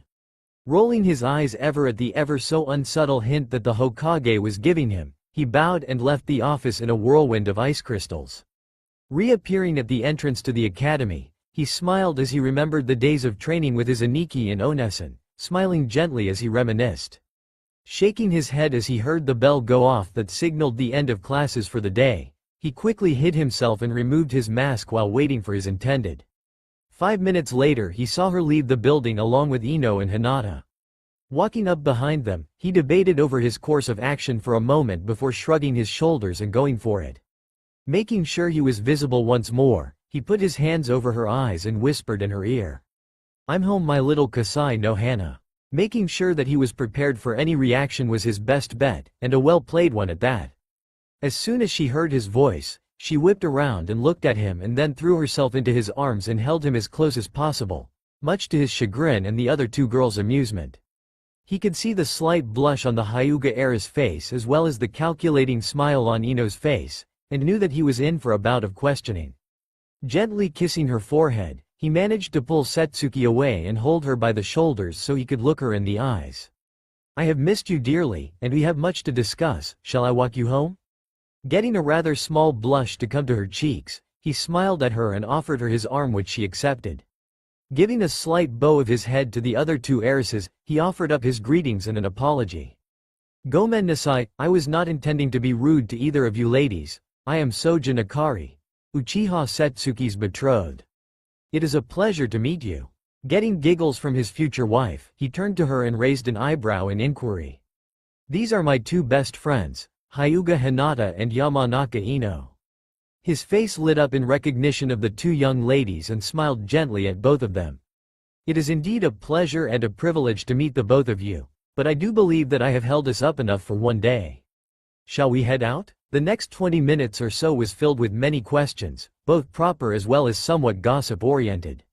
Smirking the entire time on the inside, Akari was as honest as he could be when they asked him questions about his career, and was as polite as possible in declining to answer any questions that could be deemed as frivolous or just too personal. Before he knew it, they were by themselves and approaching their home. Activating the security seal that surrounded their home, Akari smiled down at his future wife. He knew that they had a serious amount of time that needed to be made up for since he had been gone for so long, but he figured that they could start off by having a family dinner and getting ready for his birthday, which was in a week or two. Walking through the front door, they were greeted by Mika, who gave them each a warm hug and then ushered them to the table. Once they were all seated, their elderly housekeeper smiled warmly at the two of them sitting there, Setsuki sitting in his lap holding on to him for dear life like he was just going to disappear. "The two of you look so right together, and it is quite good to have you home, Akari-kun." Smirking at her ever so slightly, he nodded. "It's great to be home, Oba-san. I trust that everything has been going well for us financially?" Setsuki looked up at him confused. "What do you mean by that, Akari-koi? How have you been earning money besides missions?" She turned so she could look him square in the eye while they spoke, and the look on her face was one that spoke volumes to Akari. Chuckling at the serious look on her face, he looked her in the eyes and then gently laid a kiss on her cheek. "I left behind a blood clone so that the side business that I have created in sealed tags could be kept up with." From there he went on to explain the different kinds of tags that he had modified or created, and had patented so that he got the credit and the proceeds from sales. He then created a clone to go and get his bank book, and allowed her to open it and look inside. The two of them laughed heartily at the stunned look on her face as she took in the number of zeros that were on the balance. Gently closing her mouth, he tilted her face so that he could gaze into her eyes for a moment. This is for our family, so that we can support the building of our clan, both in places to live as well as so that our children will never want for anything, be it clothes, food, or the occasional extra that they may desire or need. The warmth that she felt blossom in her chest grew in intensity as she realized just how thoughtful and caring her intended was. Setsuki leaned up and kissed him chastely on his lips and lingered there for a moment. Breaking apart from him, she smiled as she saw the slight reddening of his cheeks, and hugged him. This is one of the main reasons why I am so glad that I accepted the contract and why I'm glad that I have decided to accept the transfer of Miyuki-chan's chakra to change my Kekkei Genkei. Stunned momentarily, Akari shook his head for a moment, and leaned back in his seat as he took all this in. Looking out the window for a moment, he then turned his head back around and set his chin atop her head as he pulled her in closer to him. "You're certain of this, Suki-chan? Absolutely sure without a doubt that this is what you want to do?" Simply giving him a nod and squeezing him gently, she enjoyed the warmth of his body next to hers. "Yes, this is my heart's desire, being able to be with you, and if that means going through the pain of gaining a new Kekkei Genkei, then so be it. This is what I want, Akari Koi." Smiling down at her, he gently laid a lingering kiss on the crown of her head, and then stood while helping her to her feet. "Well then, I think it's time that we get everyone together for a family dinner, and then we can discuss when the best time is to accomplish the transfer. Also, I will more than likely be setting aside as much time as possible in the next 3 months to teach you how to use our dojutsu, Kekkei Genkei abilities, as well as taijutsu and kenjutsu styles." Bouncing in place, she jumped on him and hugged him tightly and then swiftly walked towards the door so as to gather her family and let them know about dinner this evening. Akari was left shaking his head for the moment before smiling at Mika. "Looks like figuring out what's going to be on the menu for tonight really is going to be up to you and me, Mika-san. Any ideas?"